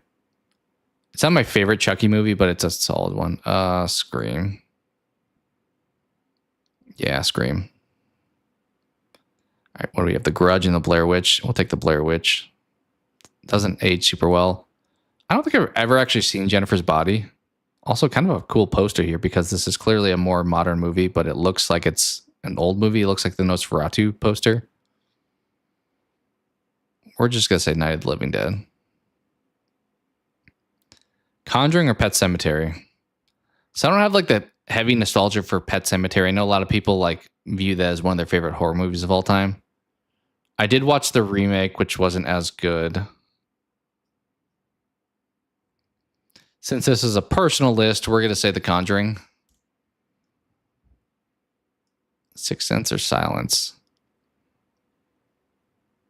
I feel like The Sixth Sense was kind of spoiled for me. We'll pick that over Silence, I guess. The Babadook or Poltergeist? I don't really like either of these movies. The Babadook is super overrated, so we're going to say Poltergeist. The Shining or Hereditary? I'm going to say Hereditary. Hereditary is kind of a little overrated, but I'll still pick it. We'll take The Omen over Gothica. Signs is not really a horror movie. I feel like it's more of a sci-fi, but I do like it. So I guess we're picking favorites, even if we don't view it overly as a horror movie. We'll take Blair Witch here. Say The Conjuring. Hereditary. Who's generating these matchups? So these are just, it's like called, this specific site's Bracket Fights. And whoever made, I'm not sure who made this one, but just, I'm assuming some other like person on the website submitted these movies as like the bracket options. So just some random person online, I think, is the answer. We're going to go with Signs. Blair Witch. Interesting matchup. I don't view it overly as a horror movie, but I really like Signs. It's probably my favorite Shyamalan film. Yeah. I'm old. I don't know stuff. You're good, man. No, I was trying to come up with like stream ideas that are somewhat engaging and kind of share a little bit about my interests. So I found this is like, I like doing kind of like tier lists and rankings and stuff too. So this gives me like a population of movies that somebody else chose. So I don't have to worry about picking that. And it's just like, all right, what's going to win based off what somebody else selected? It's going to be Signs there. Tough finals, honestly. Scream versus Signs. I think the answer is Signs. I don't think it's overly a horror movie in comparison to Scream, but I think we're going to pick that. Solid. I did not expect to see Signs on that list, honestly, but definitely a solid movie. I picked also a kind of goofy one here that it's going to be interesting to see what my actual thoughts are. So we have fast food choices. So a little bit off the wall. And I'm going to say fast food choices that I would eat now, because a lot of these I probably super loved growing up, but I would not remotely have an interest in buying them now. So we'll take kind of a modern view of which of these I would pick. These are pretty similar. I feel like a lot of people, when they make these challenges, they put similar types, like both curly fries, for example, here. We'll say Arby's, I think. Yeah. A&W versus Auntie Anne's. I mean, do you I know NW has like a restaurant, but I feel like I just associate them with root beer.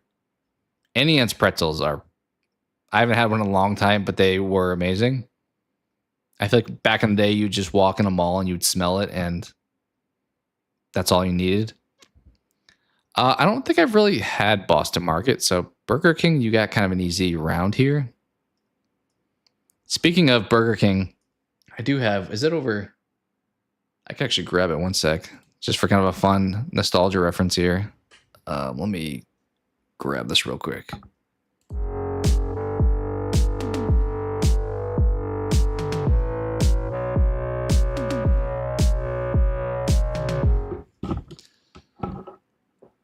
So we were talking Dragon Ball earlier. I only have this guy left. I don't know where the other ones went in years of time passing, but I also don't think I had them all. But back in the day, Burger King had some pretty awesome toys. That was like half the reason to go to Burger King. One of which was the old Dragon Ball characters. So obviously this is Gohan, which kind of fitting that he's the only one I still have at this point because he's my favorite character. So I feel like it's wild that they gave this stuff like this out for getting like a Happy Meal or whatever they called them there. But they had tons of cool stuff back in the day with like fast food toys. Holy smokes, yeah. He's a cool dude. Like, obviously he's just kind of just painted silver or whatever. But that's not going to focus at all. I just hold it back here. But you get Gohan with the little bowl cut. They had some pretty cool ones. They had like Piccolo and Frieza, I think. But most of those are long gone at this point. But that was the only one that I feel like I still was able to find.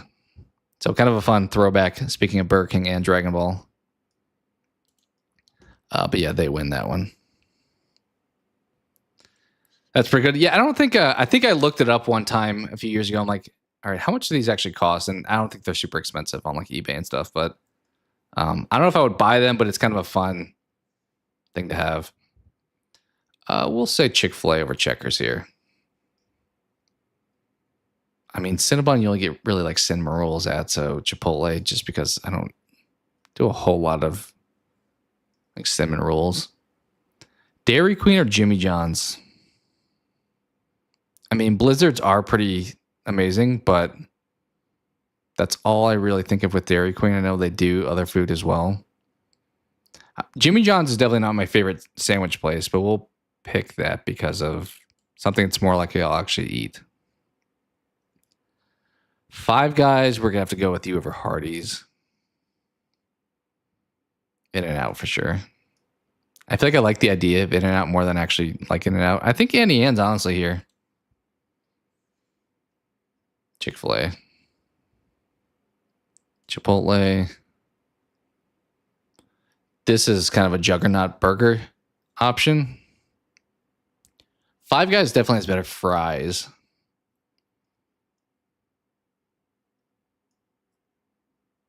I feel like if I eat both of them, I probably feel like death no matter what. So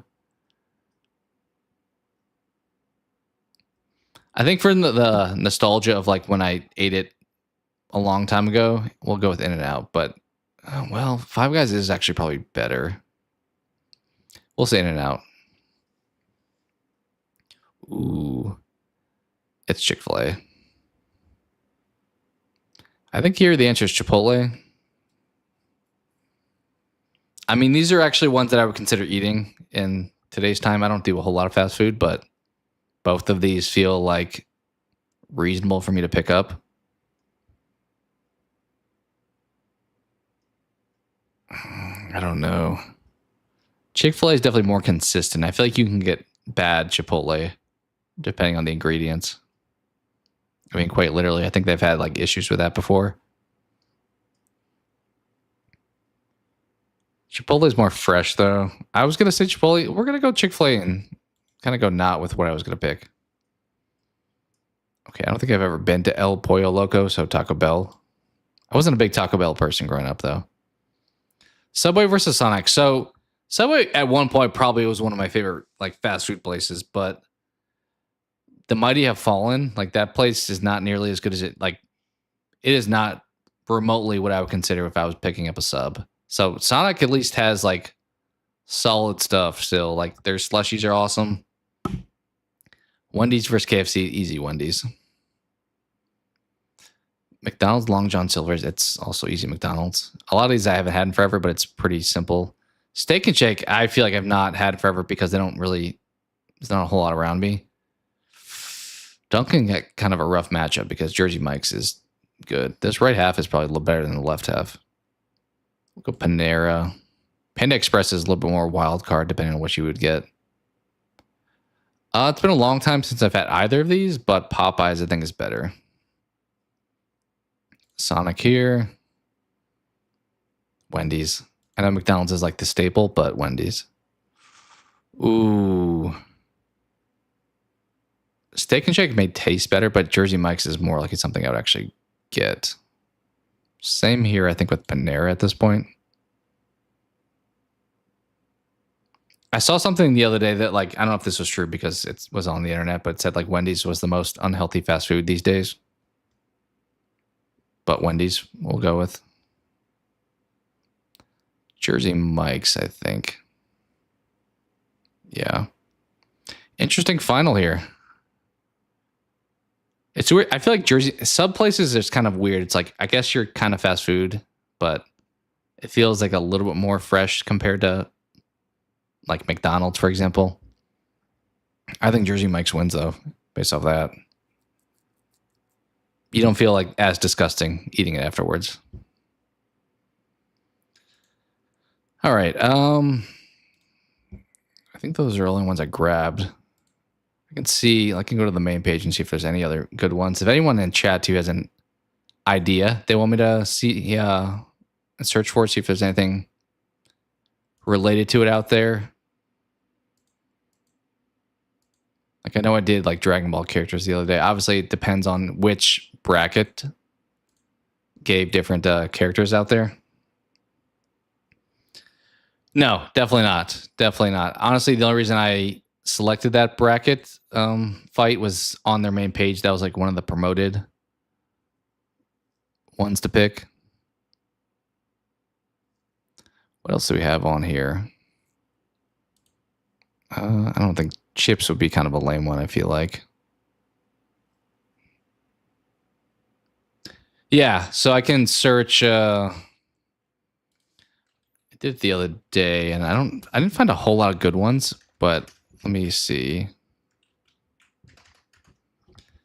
So when I just searched Dragon Ball on the website, there's different ones people have made. Like there's ranking arcs, I guess, which I don't know if I do as great with that one, but there's characters, which is what I did previously, but I'm open to doing another one. It's completely random who they include on these brackets, though. So the annoying part is I haven't found like a really great Dragon Ball one, so they may just like leave off somebody that clearly was kind of important.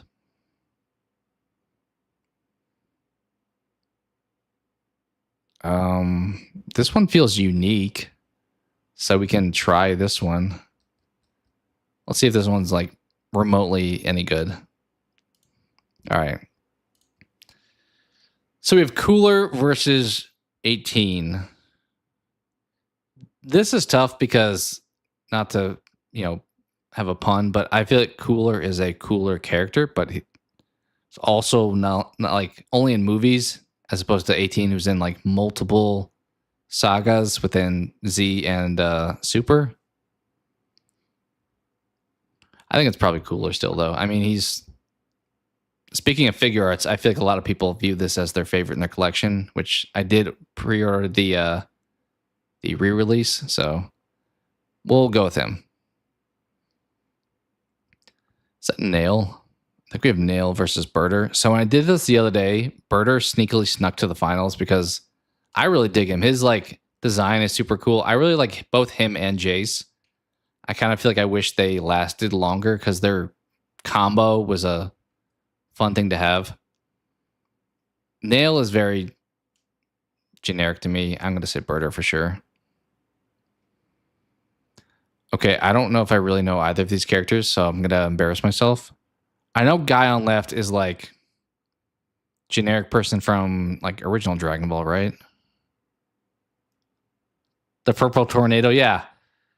Him and Jace, like they're like combo attacks. And I feel like especially their dialogue with Goku, because he like shows up and just schools them completely, and they're just so unsure how to handle it. Like Birder's like the fastest guy ever, apparently, and then Goku is faster, and like the punching Jace in the nose and stuff like that, or they're like running into each other. I feel like that dynamic was super well done. Android 14 is on the right. The this purple guy, I don't think I've ever seen this person on the right. The left guy I'm familiar with, like the Frankenstein looking dude. I think you're probably right. I think these are both androids based off of matchups typically having some similarity. I mean, I don't have a strong preference for either of them. I'm going to pick, I think, Frankenstein just because he looks more chill. I feel like it's the android stuff is like very like all over the place within the lore, because obviously we get 17, 18, we get 19, 20, we get 16.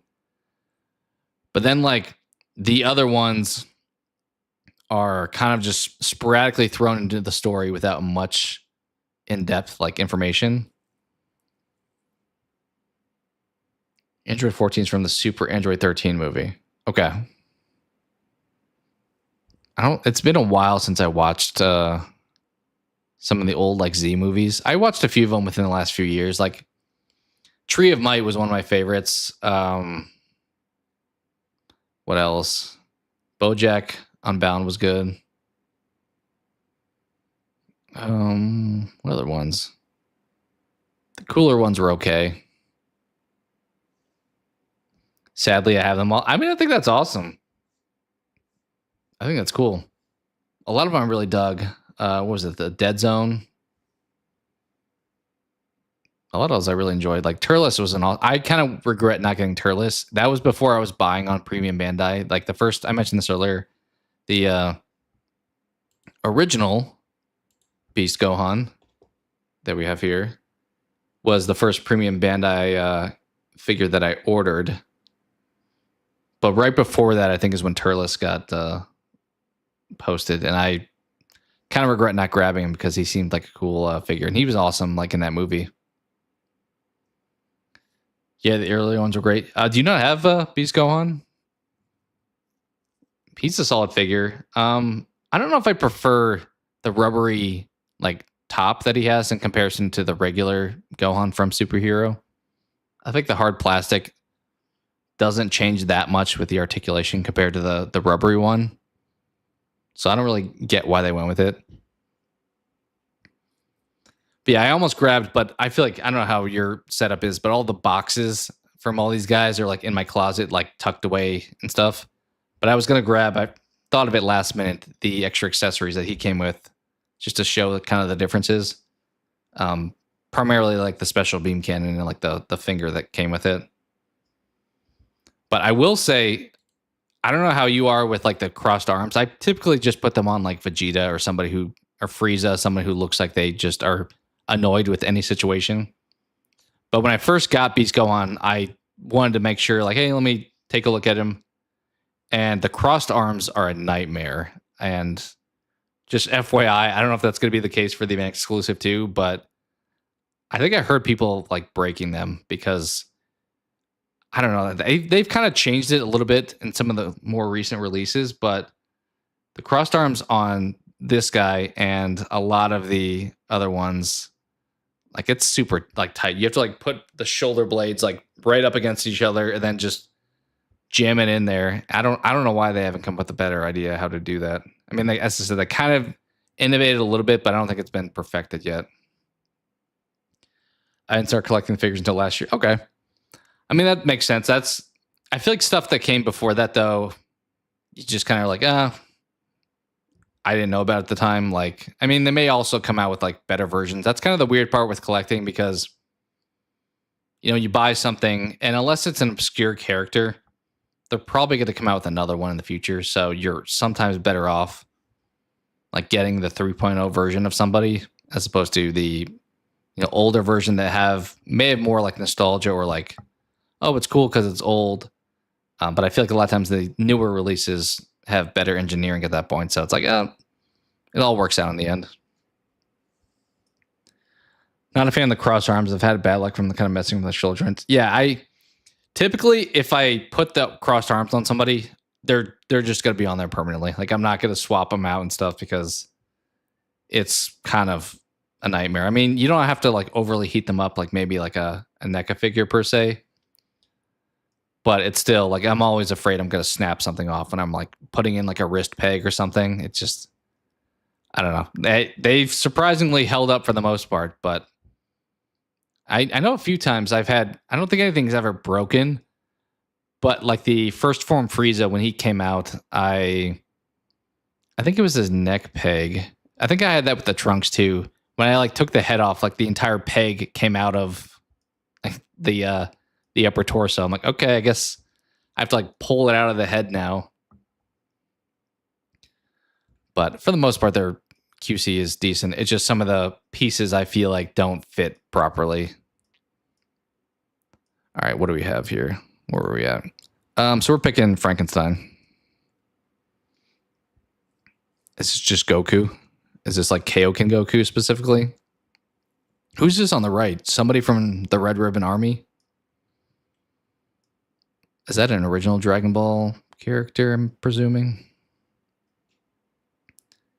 Yeah, I've had issues. Yeah, I think a lot of times my annoyance more often than not, it's just like small details like paint rubbing or like pieces of plastic being cut incorrectly. I haven't had any like super big problems, but part of me is like wants it to be perfect. And also I'm like, hey, paid a decent price for you. So you kind of should be what I expect. But I've learned over time, like, all right, there's got to be some imperfection. These aren't like overly top of the line. Yeah, some lieutenant. Yeah, I think no matter what Goku we got here, I think you're going to end up winning that one. All right, we have Oolong and Dr. Giro here. He's not in the show a whole lot, but we'll take Giro, I think, here. Oolong's just kind of creepy. He has like the Roshi aspect to him. Okay, King Kai, and this dude's from Dragon Ball as well, right? Somebody in one of the martial arts tournaments. It's going to be King Kai for me, because I mean, King Kai is kind of a cool character. I'm surprised we haven't gotten him in a figure art either. I mean, he's pretty like non-moving, but like you can make him like Whis, just have like a gown piece and just have his legs that you can like barely move around. But kind of surprised we haven't gotten a King Kai yet. I'm going to choose him over a kind of generic looking martial arts tournament fighter. All right, Dodoria and I can't entirely see what this is on the right.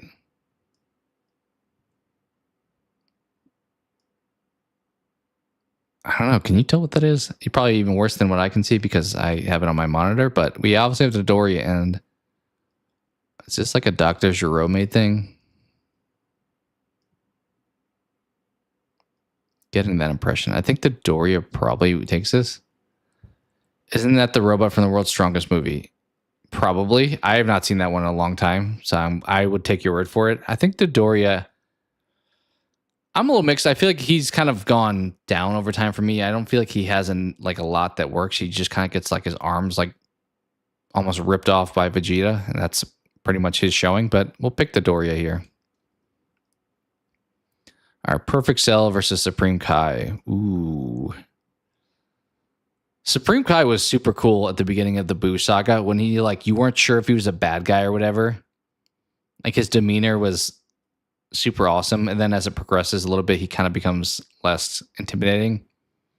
It's also funny though when he's like with the Saiyans going down into Babidi's ship or whatever, and he's like just surprised how strong the Saiyans are. Drum roll. I like them both for different reasons. I mean, the Cell saga is probably my favorite one.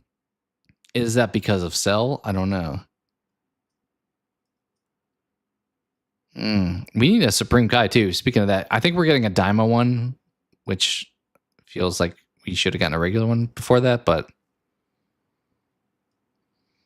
man, I don't know.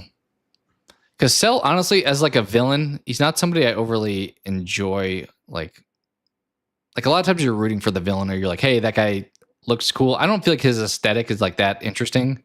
He kind of just looks like a bug.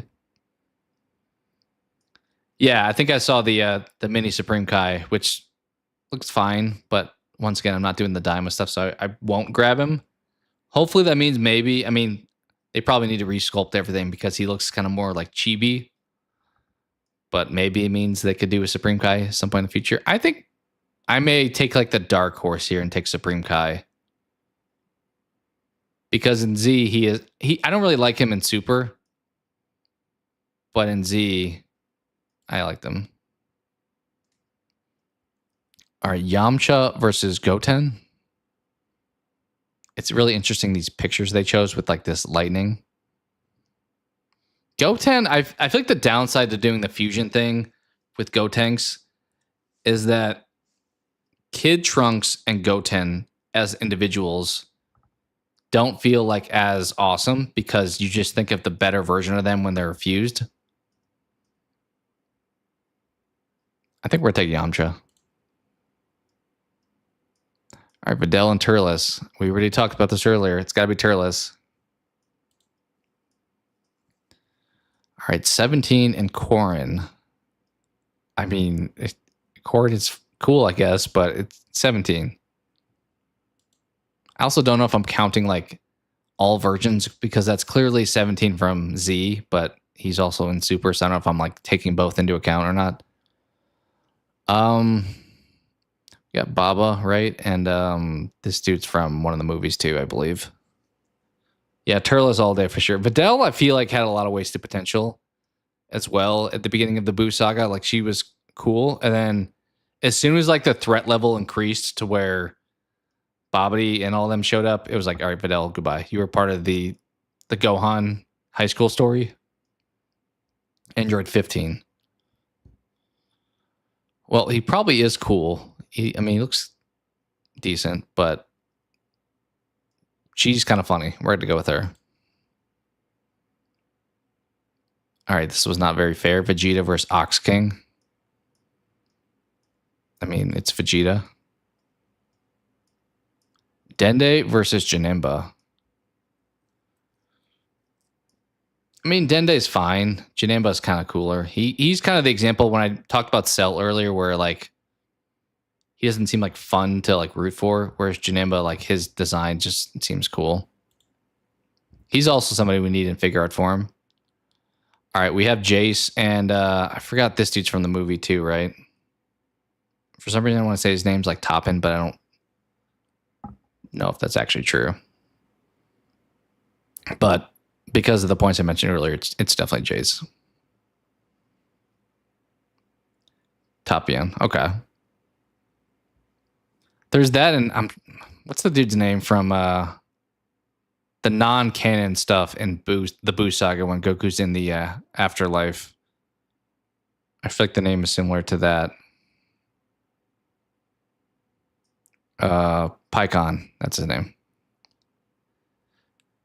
All right, you think I mean, yeah, like all homie over here does is really jump on Nappa's back and try to kill him and then fail. So I think in fairness, Kui also was pretty underwhelming when he fought Vegeta. So, but I think he at least acts like he's gonna win. So Kui, his design looks cool too. Here maybe this is a surprise, but we're gonna go with Birder here. I mean, it's Goku. I think I like King Kai more. Supreme Kai here. Turles for sure. I feel like everyone just thought Turles was like Goku's brother because he looks like the exact same. Here we'll go with 17. All right, so we are going to say the picture of the character is the entire character. So from, Vegeta Saiyan Saga to now, that's who we're looking at. We're gonna pick him. Definitely Jace. Ooh. Is it blasphemous to say I may like Birder more than Goku? I mean, this show doesn't happen without Goku, but if I had to pick my favorite, I think Birder is probably, I like him better than Goku. No? Yeah, I think I'm gonna say Birder. We'll go with Supreme Kai over King Kai. Kind of a funny matchup there, though. Yeah, I would agree. Like, the design is just so much cooler. We're gonna pick Turles here. Ooh. This one's hard. Two awesome characters. One is actually more important to the story than the other one. This is a tough one, honestly. I could see myself clicking either one, so it's going to be just whatever I wind up choosing now. Vegeta, I mean, his arc is awesome. His like change over time. I think we got to pick him. Jace does have a cool accent. It's funny. I feel like I don't know what your version of watching was, but growing up, I watched this stuff on like Toonami, and from the beginning of the Saiyan saga to around when the Ginyu Force is there, I watched the Ocean dub. And then I feel like the Funimation dub from then on. So it's weird when I rewatch old stuff and it's via the Funimation dub. Like, obviously, I kind of view Vegeta, like Brian Drummond is like young, evil Vegeta, and Chris Sabat's like mature, nicer Vegeta. But if you rewatch the old stuff with Funimation, Chris Sabat's playing both roles. But he's also playing Jace, which I feel like I probably prefer the Ocean dub Jace as well. But I mean, Chris Sabat plays like half of the characters at this point. Yeah, for sure. For sure. We're going to say Vegeta here. I don't want to be like too cliche and just pick the... I mean, we did take Birder over Goku. We're going to say Birder here too. Turles versus Vegeta. I think it's Vegeta. Yeah, I mean, we have to pick him here. Vegeta is one of my favorite characters. All right, I honestly don't care for either of these. Mr. Popo and Roshi.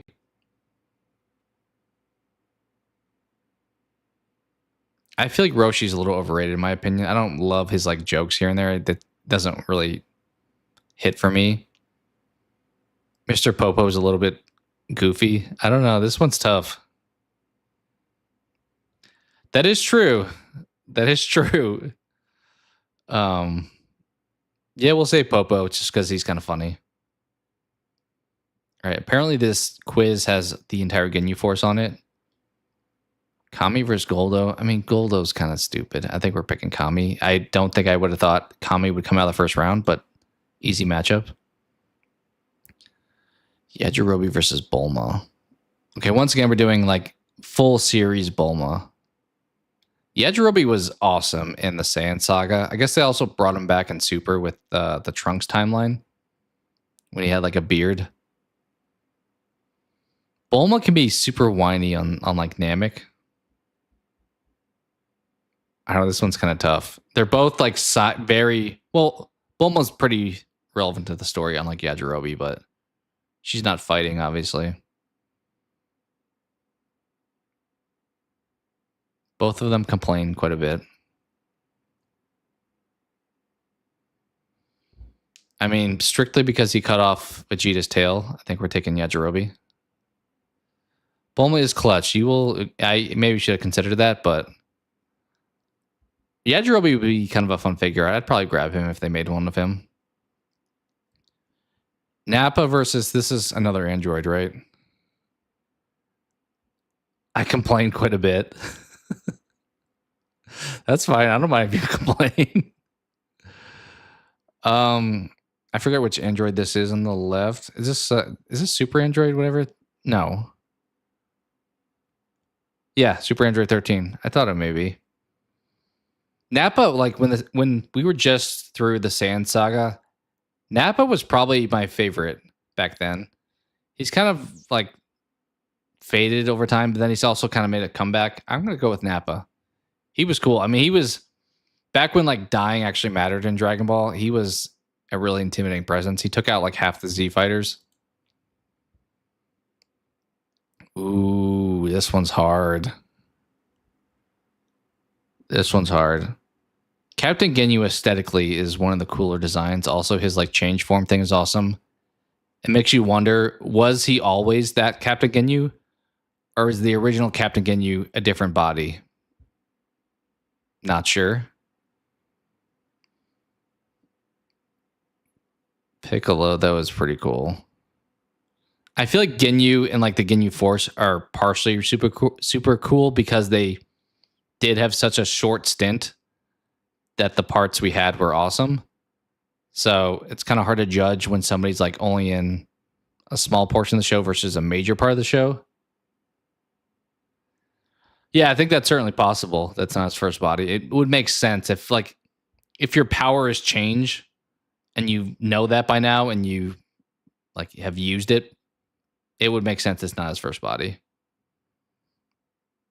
They kind of did him dirty in Return of F with the Frieza and stuff.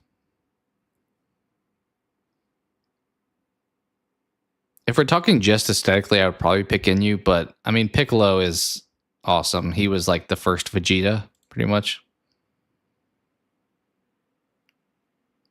Okay, I mean, it's gonna be Frieza, obviously. I don't mind him, but I have more of a lean towards Z over Dragon Ball. Yeah. Who is this? Launch on the right? I think that's Launch. I'm used to seeing her in blonde hair, though. Hercule is the man, though. I mean, Hercule, he is the star of the Buu saga. I kind of hated him in the Cell saga when he's like doing the thing with the reporter. I feel like he just took away from the actual action. But Buu saga Hercule is top tier. Launch, yeah, that's what I figured. I am just used to seeing her with a blonde. Once again, because I will lean towards Z, I think we go Android 16. Android 16, he's probably my favorite android, I will say. Very much obviously looks like Arnold. I did a video talking about kind of the comparison between Terminator and the Cell saga, especially. But Android 16 is one of the coolest. Obviously, he led to Gohan powering up. This one's pretty easy. Dabura, I feel like had a lot of potential too. I like the like demon aesthetic that he has. So easy choice there. Kind of funny. Some of these matchups are kind of funny. I guess he's not really. Trunks isn't really a prince. It'd be more Vegeta, but you have Zarbon, who's like a prince or whatever. I mean, it's future Trunks. He was like the coolest guy when he showed up at the beginning of the Android stuff. That's like the best version of Trunks. Okay, easy Broly win here. So Raccoon's probably better than Golto, but I feel like if I'm ranking like the Ginyu Force, it's pretty much Goldo is like here, Raccoon is like here, Captain Ginyu is like here, and then Jace and Birder are both like up here. Like there's big gaps between, I would say, especially between Ginyu down to Raccoon and Goldo. So Krillin's a little bit underrated. He has some good moments. All right, Bardock versus Arale. So I'll take Bardock here. Tien versus Chi-Chi. Definitely Tien. Probably one of my go-to underrated characters. King Cold versus Fat Boo here. I mean, aesthetically, King Cold is cooler, but he's in the show for like 2 episodes. So I think we're taking Boo here. Oh, this was not a fair matchup. Gohan versus Raditz. I like Raditz, but he's not going to beat Gohan. All right, this is funny. I didn't even see this earlier. We have Popo versus Kami. I think we'll pick Kami. He has some cool moments, especially in like the Garlic Jr. stuff. Nappa here. Piccolo versus Frieza. I think we're taking Frieza. Yeah. Hercule versus 16. This one's a little harder. I want to get a figure of both these guys. I know we've gotten them both, but I don't have either. We need to re-release a Hercule at this point. See, this is tough because 16 was awesome in like a small dose, and Hercule is awesome sometimes, but he's sometimes not. I think we're going to go with 16. All right, Dabura and Trunks. That's kind of tough for Dabura. You got kind of a tough matchup, so we're going with Trunks. Broly and Krillin. It's Broly, but I mean Krillin surprisingly I think has a decent shot here. We need a Hercule Boo 2-pack. That would be awesome. They haven't done really any 2-packs for Z or for Dragon Ball, have they? The only one that really comes to mind is like the Ghost Goku with the Teen Gohan, like event exclusive, but I don't think they've done any 2-packs. I know a lot of people have talked about like they should do a Goten Kid Trunks one. But that'd be a good one too, the one you mentioned. I did order the re-release of the Fat Boo that I think is coming sometime this next month. So hopefully that'll be a good one. But that'd be sick to get a 2-pack of those guys. Bird or Goldo? I guess that's true. It's tough if you count, because Goldo was kind of a statue, right? Like he's kind of almost like the extra Kid Gohan that we've gotten a few times. Or the Chaozu that came with Tien, because that's also, I guess, speaking of Tien here. Because Goldo doesn't have really much articulation, I don't think. Like maybe just his head. He just has like the same pose where he's like holding his elbow, I think. So if we got like... True, yeah, if we get some like both fully articulated, that'd be awesome. But I mean, it makes sense. There's kind of like a dominant character and a secondary character with some of these. This is Tien for me easily, though. Tien, I wish we got more like potential with. All right, we're going with Gohan here. Definitely Nappa. Frieza here. I think we're going to get the same semifinal that I got yesterday with completely different characters that led us to that point. It's Future Trunks. This is tough. I mean, these are two of my favorites. It's Gohan, though. Nappa versus Frieza. Ooh. Probably Frieza. Also two of my favorites. I'm going to be saying that every time Gohan's against somebody. It's going to be Gohan. It's going to be Gohan. And a really bizarre... Oh, no, we had Vegeta. I forgot. Vegeta did take down Birder. I thought it was going to be Birder versus Gohan. These may be my two favorite characters in the show. But it's going to be Gohan that takes it over Vegeta. So, these actually, that was probably a better bracket than the one I did the other day. A little bit better character inclusion there. I feel like there was a lot of super in the one I did the other day. This one probably had more like movie characters than I expected. Let me see. I may wind up closing things out here. I don't know if there's any other. If anyone has any requested brackets, I can definitely do one. But what's the site app you're using? So it's called bracketfights.com. And you just kind of search different things that people created. It's kind of like, as I said, tier maker or those kind of things where there's like a tier list of established things to then put up top. But this one's called Bracket Fights, where they, yeah, no problem. I just think it's kind of a fun way to like as I said, there's a pre-populated thing that I don't have to then create. Granted, some of them are kind of bad, so you have to find a good one, but from there you just kind of pick, one that's populated well enough. This one's kind of interesting. Dragon Ball Fights. I don't know how to even rank these. Dragon Ball Fights.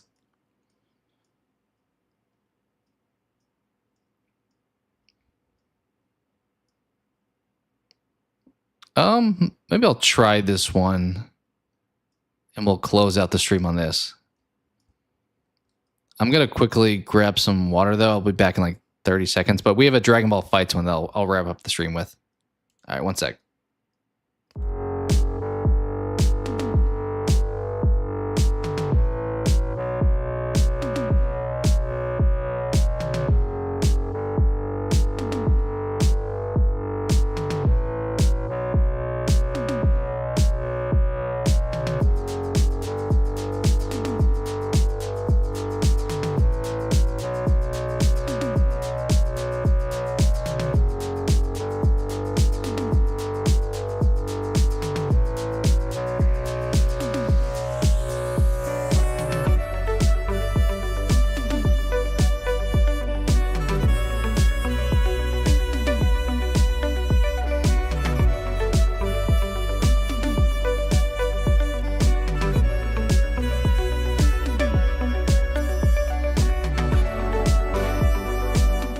All right.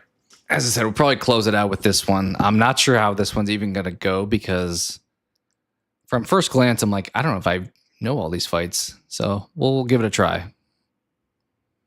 But it feels like they're varying levels of actual relevance to the show. All right. So first one we have is Goten fighting Kid Trunks. I'm assuming at the tournament. And then Hit versus Jiren. I mean, Hit versus Jiren wasn't really impactful in the Tournament of Power. So I think we're going to go this one just because it was kind of interesting to see who would win. Ooh. Around the same time. I feel like if you saw both these photos and you didn't know anything about the show, your mind would be like, what? Because you have Goku fighting bad guys on left and then Goku fighting good guys on right. With Scouter on. I mean, it's going to be the one on the left because we were just talking about that and how awesome that was. But the one on the right's kind of fun too, where it's like Gohan fighting his dad, but not really. All right, Tien versus Goku. I am kind of, in some ways, like, I picked up the Dragon Ball anime not too long ago, and am needing to read through it because it's been a long time since I watched the original Dragon Ball show. So I'm going to try not to negatively bias towards like Z and stuff. But Tien versus Goku. And then we have Vegeta versus Broly. I mean, the best part of the Broly movie fighting was him versus Gogeta, not Vegeta. Which I feel like if you don't know Dragon Ball, you're like, what are you saying? But the Gogeta fight was like the best part. Vegeta's was interesting too, though. Like he had probably the better fight compared to Goku. But I mean, this also strikes me as probably a good one. I just don't fully remember everything that takes place with it. I mean, this one's clearly the better special effects, but what's the better tournament moment? All this cartoon talk. But I did get my review out, so I have that for Dexter. Definitely the challenge when you cross over too much content-wise.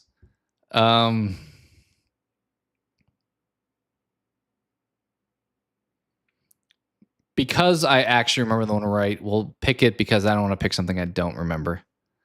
I just left a comment. Nice. Thank you. Appreciate it, JDev. I will have to check out your review now that I finally watched it and put mine up there as well.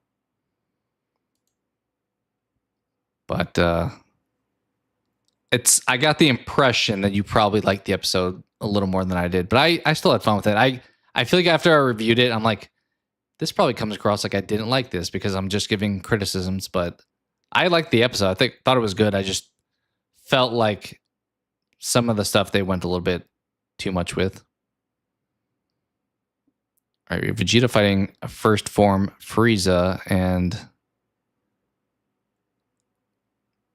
okay, it's kind of hard to pick when I don't know with this fight on the right. We have Goku as Super Saiyan Blue, but who does he not forgive?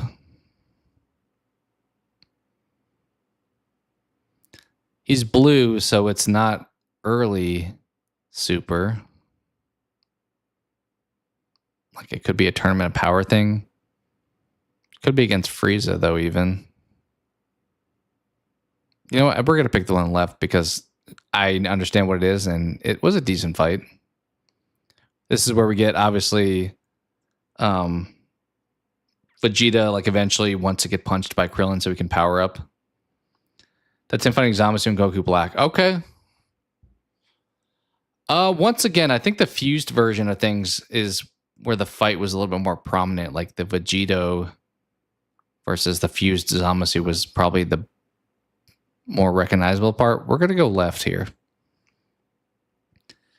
Giving it a high neutral score will piss some people off. I still think last week's was better. Yeah, I kind of realized that too. I'm like, I could just say positive and people would be like, yeah, you're right. It was positive. But I was like, I want to be genuine with my thoughts. And I mean, if I was giving like a number, I could say like a 7, which it's debatable if that's viewed as like positive. But I kind of want to leave some room for growth because I think there could be better episodes this season than that one, but it was still strong. I mean, I talked about a bunch, but I think they did a little bit too much with like the, hey, remember that thing from the original show? But it's fun to do. It just like feels a little bit cheap. All right, we got Super Trunks here versus Cell, and he gets destroyed because it's after Vegeta just says, you know what? I'll let you transform. All right, it's got to be this one. Super Saiyan 3 versus Kid Buu. Yeah. But yeah, I agree. Some people are definitely going to be annoyed. They're going to be like, hey, I thought you were a Dexter fan. You gave it a bad score. What is that? Which I kind of just accept that if somebody doesn't love it because I, at the end, disliked it a little bit more, then that's fine. We got Super Saiyan Goku versus Cell, which was great. And then we got Vegeta yelling, "That's my Bulma," against Beerus, I believe, on the right. It's a funny moment, but it's not as good as this one. It's good not to sugarcoat things. The Easter eggs are a bit annoying unless they become Hanamake related. I mean, there's room for growth. We've already gotten a bunch in the first few episodes. Why not go like all out and go? I mean, we could do some. I feel like we should explore Harrison's upbringing a little bit more. So even if you don't have Hannah in the show, I think referencing her would make sense as his character because, I mean, for the most part, that was his mom. Like Rita really wasn't his mom at all. So honestly, Jamie was more of his mom than Rita was. But it feels like she should at least be like brought up at some point. It's good they mentioned Jamie. Yeah, I feel like the part that I do appreciate about Resurrection is that in New Blood, they kind of just ignored a lot of the stuff. And in Resurrection, whether right or wrong, they're not afraid to just say, hey, you know what we did in New Blood? Never mind. Like that was one of the things I talked about in the episode review was that in New Blood, Batista's like, oh yeah, Harrison or something. Like he doesn't remember Dexter's kid, even though Jamie babysat him like pretty much permanently. But in this show, they're like, you know what? Disregard that. Batista knows everything about Harrison until he wound up leaving. So, I mean, obviously the opening episode kind of proved that they were willing to just write off the whole Angela thing. So I applaud them in some ways to say, hey, disregard all that stuff. It was bad. Even if it doesn't make sense to disregard it. All right. On the left, we got Super Saiyan 3 Goku versus... Is this... I'm assuming this isn't a movie. This isn't like Wrath of the Dragon, is it? And then Kaioken Blue versus Hit. I think it's going to be this one. On the left, we have... Yeah, okay. On the left, we have 18. I'm assuming at the Tournament of Power because she has her jumpsuit on. Is she fighting like Ribrianne here? A lot of the Tournament of Power fights got kind of... Like, I don't fully remember them all. Super Saiyan 3 versus Boo. That was a fun scene when he like transforms. He does like the going even further beyond or whatever he says. I'm going to pick that one for sure. Goku versus Super Boo. I don't overly remember that one. Or Vegeta versus Hit. And he's getting destroyed here. I think we'll say this one surprisingly because it's kind of showed us that Hit was like actually legit, because if he beats other people, it's not really meaning a whole lot, but when he beats either Vegeta or Goku, it's like, okay, you're not messing around. Rose versus Vegeta Blue, which once again sounds absurd if you don't know the show. Or Super Saiyan Goku when he's getting his heart attack versus the androids.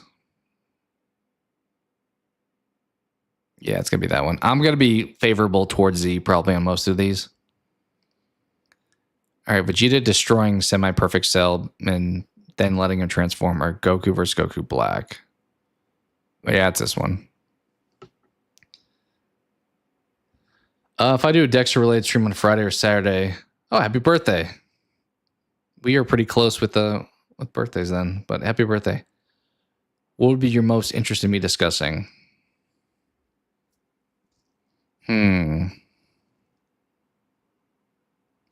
That's tough because I want to pick something you haven't done before.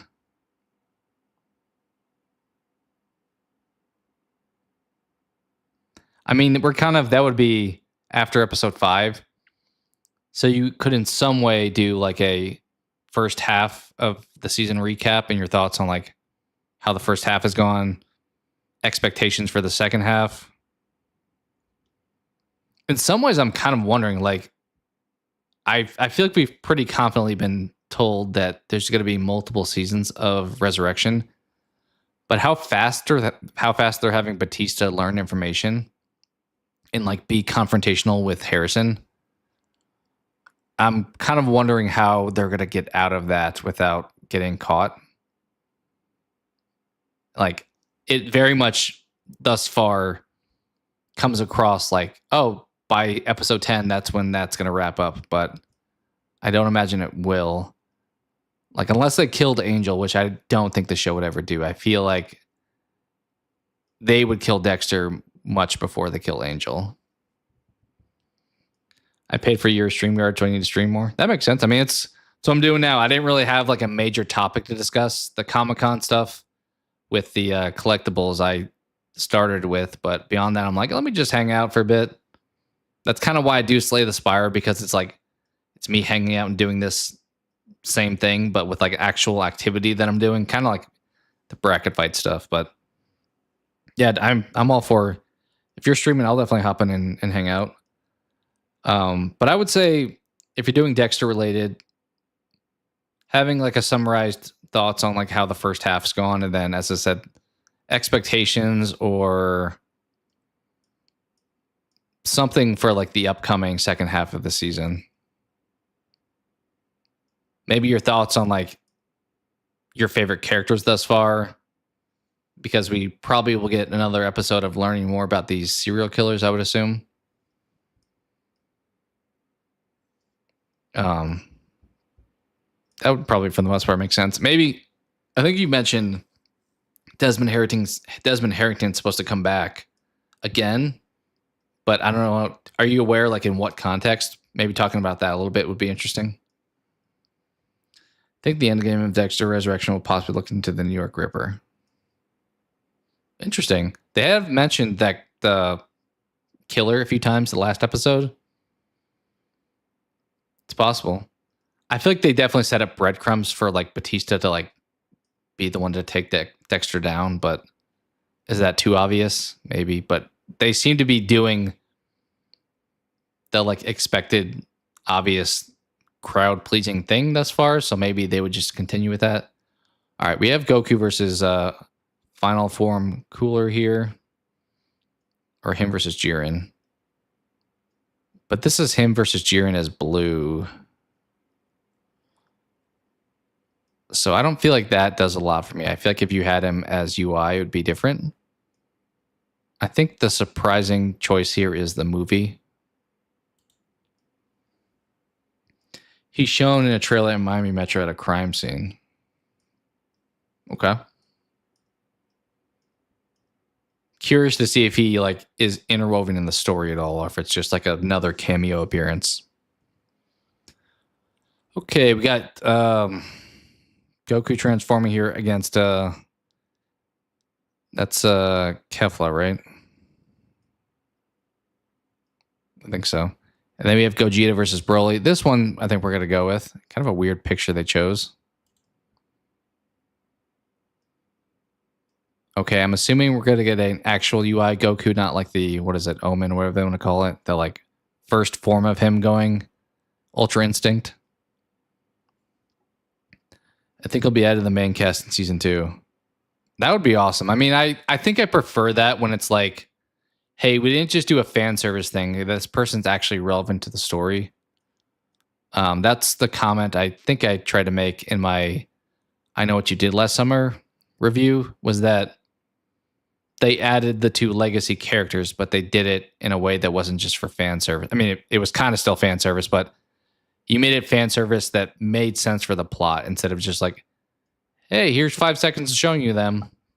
Kind of like they did with Trinity and New Blood. I think we're gonna go here. Honestly, this was kind of an iconic moment where Vegeta, like, once again, is too overconfident and gets put in his place. He might need to move to New York for that to happen. Yeah, I mean, he would definitely have to like. I would be down for like buddy cop Batista Quinn again. Like, some of the later seasons of Dexter weren't the strongest, but when you had like Quinn and Batista like hanging out in the car and stuff like that, they had a good combo. Like Batista was like, hey, take this seriously, and Quinn was like screwing around type of thing. More of that I would be a fan of. Or Dexter taking back to Miami. That's possible. I mean, I always thought it made sense to continue the series by having Dexter either on the run or on trial. So we didn't do that this season, but do we do it eventually? Maybe. All right, Super Saiyan Goku versus Zamasu or Goku versus Ginyu. Our bias towards Z continues because the change body stuff was awesome. Also, when Goku goes like Kaioken and blows his mind. Hannah was there. What more do you need? At the end of Dexter. Is she doing stuff currently? I know you mentioned other stuff that you like her in, but what's like her recent filmography look like?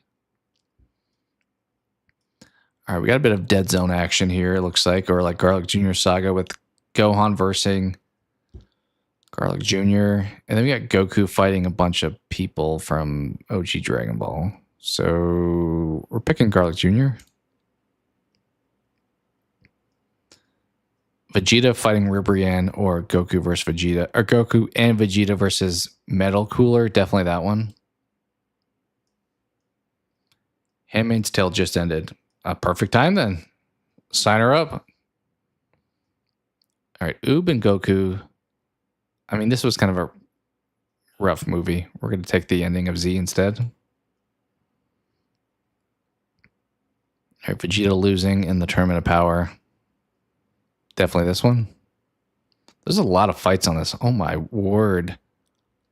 I didn't expect it to be this long. We're going to have to go a little faster, which may result in poor choices. The answer, well, this has one of my favorite lines where he's like, are you here to fight Majin Buu? He's like, fight you, I'm going to kill you. But it was kind of wasted potential. So we will pick the Dragon Ball choice here.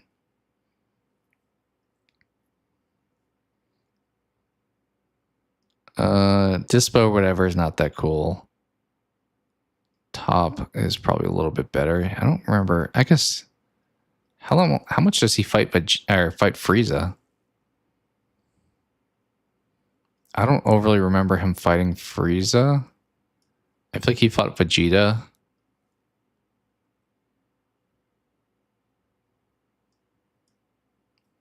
We'll go here just because I don't know for sure. I mean, they're both from Tournament Power.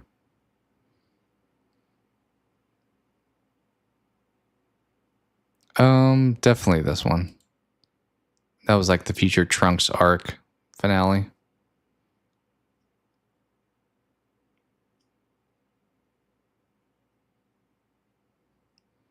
Kind of by default, we're going with the movie reference here. I did also forget to turn on music. I kind of meant to do that a while ago, but we're kind of nearing the end of the stream, so it probably doesn't make sense to throw it on now. If you want to join me assuming I stream, let me know. I don't know what your schedule is, but I'm off starting Friday. All right, yeah, we'll touch base. At the very least, I'm happy to, if I'm not doing anything, like hang out and chat too. Yeah, happy to connect on that too. We have Frieza destroying Nail, presumably. Yeah, we're gonna take that. Janemba or when they're going in Babidi's ship. I don't have like a lot of nostalgia for Janemba's movie, even though he's a cool character. Like I know this scene a lot more when he hits him with the light. Sounds good? Yeah, definitely. I should pick this, but because this one sticks out to me more. We're going to go with the Z choice, Super Buu versus Gotenks over Goku versus the like 5-episode saga of like Space Vegeta. Cool reference throwback here though. This was played by Brian Drummond, the guy who I mentioned did the Ocean dub Vegeta voice. It was awesome to bring him back and like have that be Vegeta's like alter ego. Gohan versus Dodoria. Fat Buu versus Evil Buu. I mean, I remember both of these scenes. Which one really sticks out more? Probably this one, honestly. It was very brief, but definitely over here.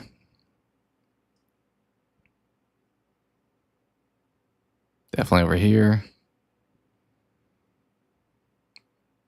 They don't really even fight. For sure, this one. Ooh. I mean, the one on the right is probably, I would guess, like the best fight in Dragon Ball, but it's been a long time, as I said, since I've watched it, so. The one on the left, I don't want to like jump the gun. If we're just saying Gohan, especially Super Saiyan 2 Gohan versus Perfect Cell, this one may wind up winning it all, so we're going to pick that. All right, Return of Frieza or Gohan versus Goku. Honestly, even though it's less like of a big stage fight, it's this one. This one. This one. It's funny, there's a lot of smaller fights in Z that you don't think about, but it's like, actually, that was a pretty cool moment. These are both comparable, actually. I mean, Goku's big moment, other than like the afterlife version of him or the move over to King Kai's planet or the ending of the entire series.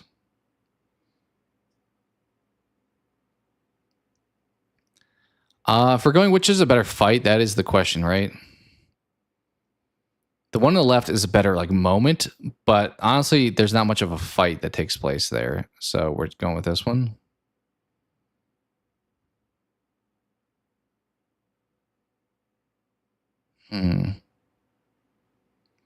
We'll go with the longer fight again on this choice.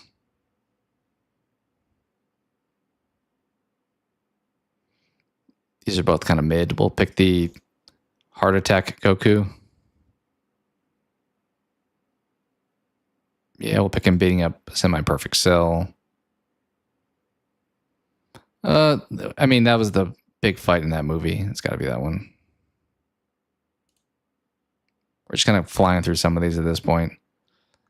Metal Cooler versus the very ending. I mean, the fight at the very end doesn't really do a whole lot. It's the end of the show, obviously, but there's not really it's like a sparring match. So we'll pick this one. Ooh, we got to go with Majin Vegeta for sure. Zamasu.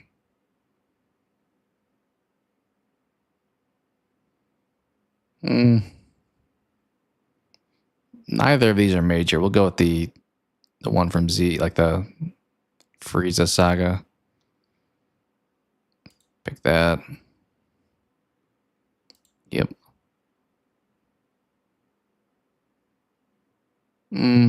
This was huge for Super, but I'm more of a Z fan, so I feel like Vegito fighting Buhan was solid. Yep, over here.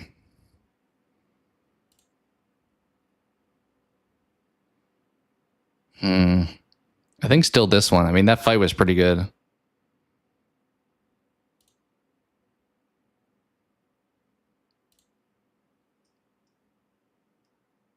Ooh. Honestly, the Majin Vegeta fight in some ways didn't really get to complete itself, so we'll pick the one where they're teaming up.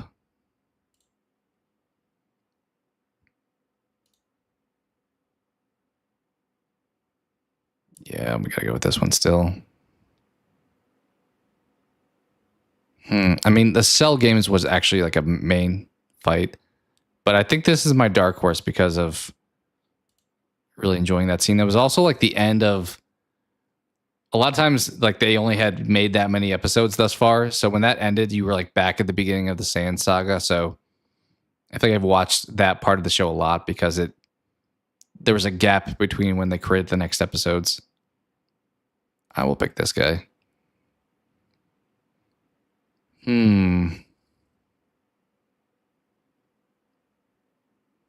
We'll stick with the movie, honestly, I think there.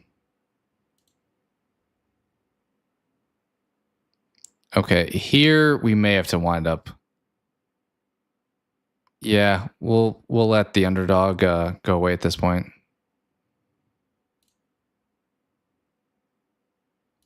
Taking that one for sure. All right, other side. Who are we facing here? I can't even tell. Who is that? This is obviously from Super, but somebody in the Tournament of Power, I guess. And we have Frost and Piccolo over here. Sure.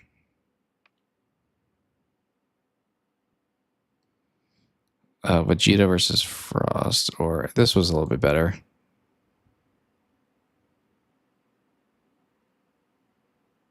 I mean, this was disappointing because Gohan kind of loses, but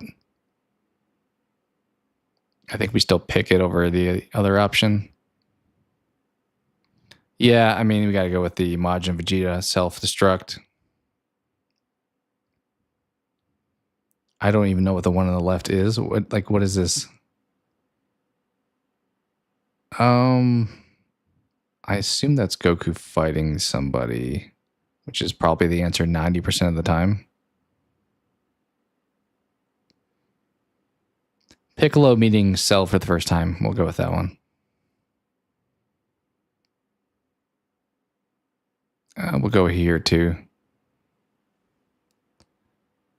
Tournament of Power. Okay, I couldn't tell who he was fighting in that moment. Maybe like Jiren, I would guess, but he was. I think he was just Super Saiyan God in that spot.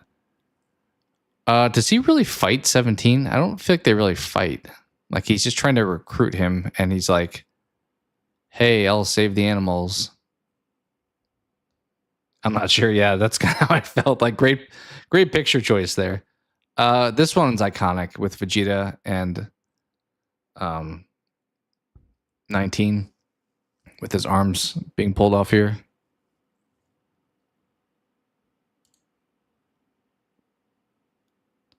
Super Saiyan 3 Goku versus Future.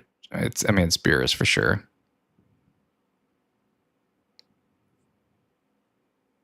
I mean, this is OG Dragon Ball. I don't remember this guy. Are we still not at... This isn't UI Goku, is it? I mean, it looks kind of silvery. We'll go with that one. Yeah, Goku versus Krillin, sure. Okay, this isn't the final fight because Frieza should be here instead of Vegeta. Yeah, it looked like UI Sign more than just like mastered. Hey, we were talking about PyCon earlier. I'll go over there.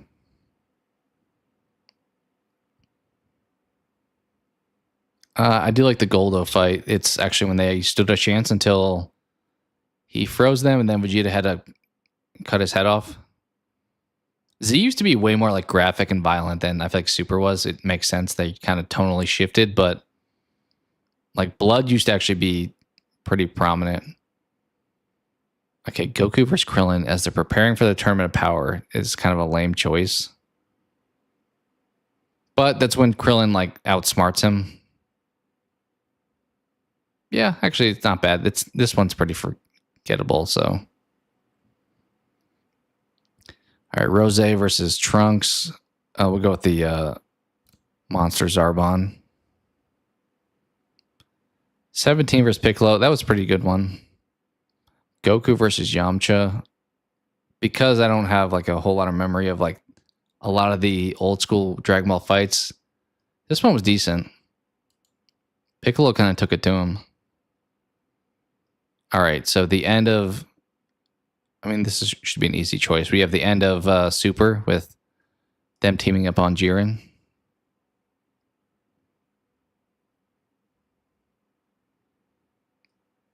These are both pretty bad.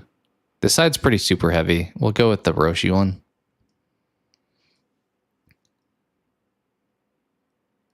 Okay, this is kind of vague. We have Nappa, Vegeta, the Cybermen looking at nobody. So I'm assuming it's like the entire Saiyan Saga fight before Goku gets there. Or maybe it's like the Cybermen round of the fighting. I mean, it's this one for sure because it's like bulked up Goku and Frieza. We're going to go with the Z choice here again as well. Those like wolf characters I didn't love. Okay, we finally are at UI Goku versus Jiren, full power Jiren, but you gave us Goku and Vegeta, so that made that kind of a rough first round. This isn't much of a fight. We're going to go with I mean, this also isn't much of a fight, but it was super iconic, so we're going to go with Trunks here. Golden Frieza versus Gohan or Golden Frieza versus Goku.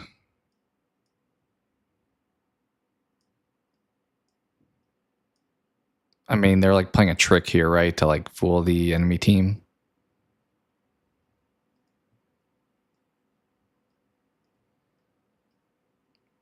Neither of them are great. We'll pick the Gohan one just for some differences. All right, Raccoon destroying Vegeta or Goku versus... What's that, Frieza? Kind of hard to tell. It almost looks like... what's his name? Jocko, but it also looks like Frieza. We'll pick Raccoon destroying Vegeta. Goku versus Piccolo. Or Goku and Piccolo versus Raditz. Yeah, I'll pick that one. Goku's first death.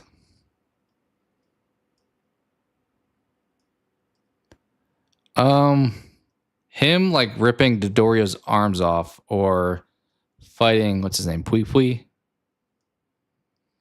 That's Frost from Universe 6 tournament. Okay, that's who was coming down. That makes sense. When he was like trying to pretend like he was a good guy.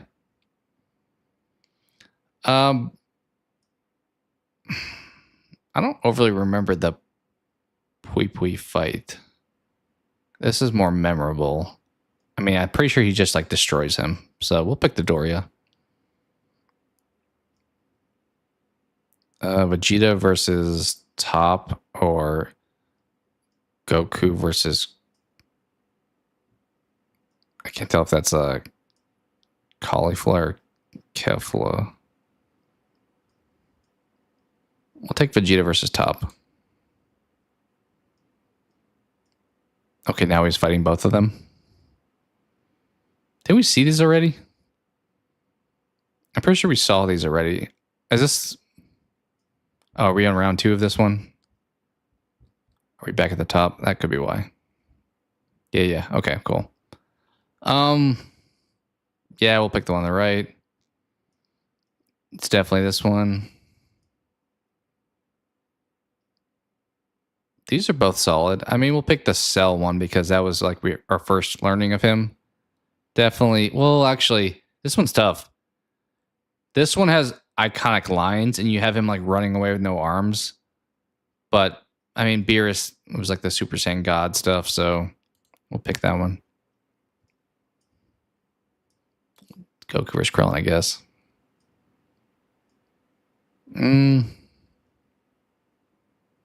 I don't know. There's more in the line on the right one. This was more like a sparring match on the left. We'll take the right one. Zarbon. We'll do the Jiren one. Definitely Frieza and Goku. That one's going to be tough to beat. Although we may have found it.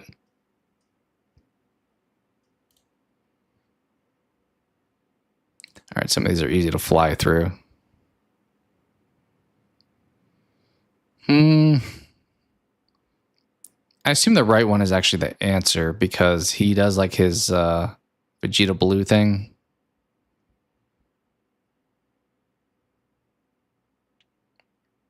I'm going to say Dodoria, though. I will be biased towards Z. All right, Vegeta Sacrifice.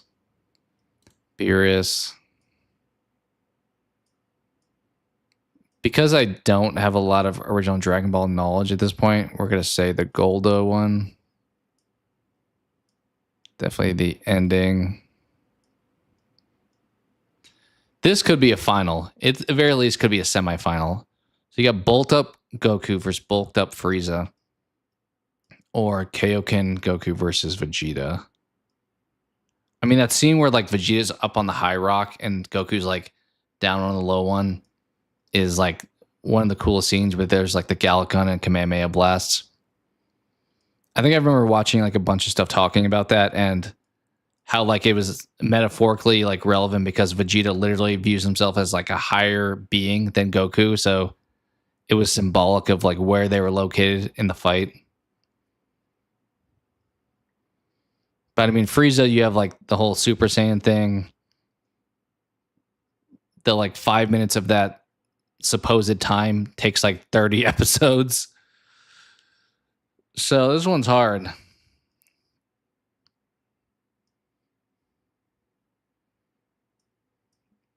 I could see justification for both of these. I may lean towards the Frieza one because in reality, the Vegeta one doesn't just include Goku. Like you see down below, there's other characters involved. So we'll say the Frieza fight. But this is pretty tough. All right, slicing Frieza in half. Another example of like how much more violent they used to be.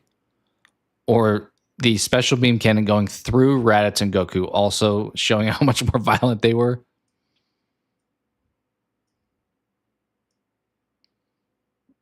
I mean, I'm going to go with this one because when we first met Trunks, this guy coming out of nowhere and being a Super Saiyan after we only knew of Goku. I think we're picking that one. Ooh, the Vegeta Sacrifice or Beerus versus Super Saiyan God. I think we're taking the Sacrifice. I mean, it's not really a fight, though. That's the hard part. It's kind of just more him giving a speech and then self-destructing. So in that sense, is that fair? I mean, it's on here, obviously, so somebody put it here. but it's not much of a fight. It's like just him trying to do his own version of Chaosu.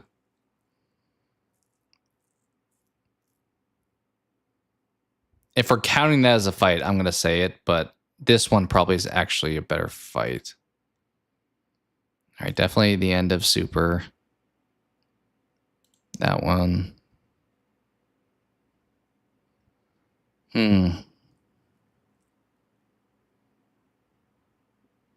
This one's hard.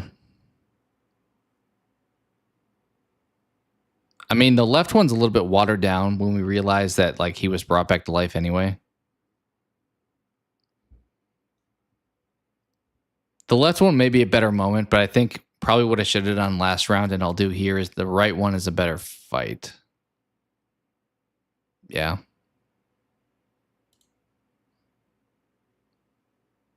That's a very easy matchup. I don't know how those got paired together.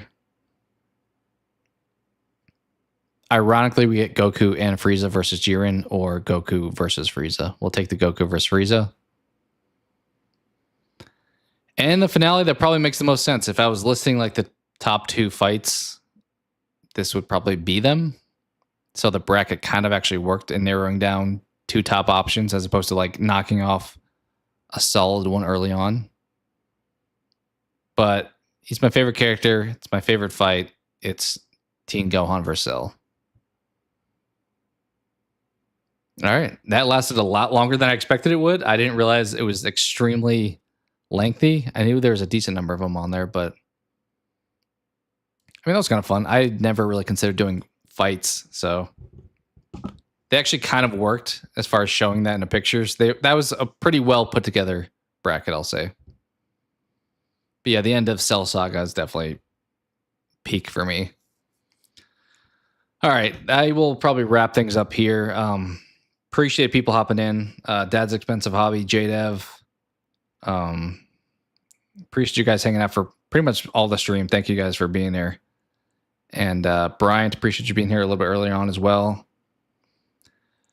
But yeah, probably wrap things up here. Yeah, have a good night, man. As far as like next things on the channel, I'm trying to think. I may wind up doing more live stuff this week because there's not a whole lot I have necessarily in mind. Like movie-wise, I still think Weapons is probably the next thing, and there's a few weeks before that. We'll do more Dexter, obviously, every week. But that's only one video, so I don't know. Maybe I'll think of some ideas as far as stuff to put out in the meantime, but there's obviously some more like Figuarts news, so maybe we'll do some of that stuff. But either way, appreciate you guys being here and hanging out for a bit. Yeah, JDev, I look forward to your stream stuff too as well, so just let me know. And either way, if I'm available, I'm happy to at least be in chat and engaging and stuff too. So other than that, yeah, hope you guys have a great week ahead. JDev, I assume I'll talk to you, but it sounds like you have a birthday coming up too, so happy birthday. And yeah, I think that's it. Appreciate everyone hanging out for a bit and doing some bracket stuff. I'll probably try to find more of those in the future. I feel like it's kind of a fun way to have some kind of engagement, but also give my thoughts on stuff and the ranking stuff. So, but other than that, appreciate everyone being there. Have a good week. Take it easy, guys. Peace.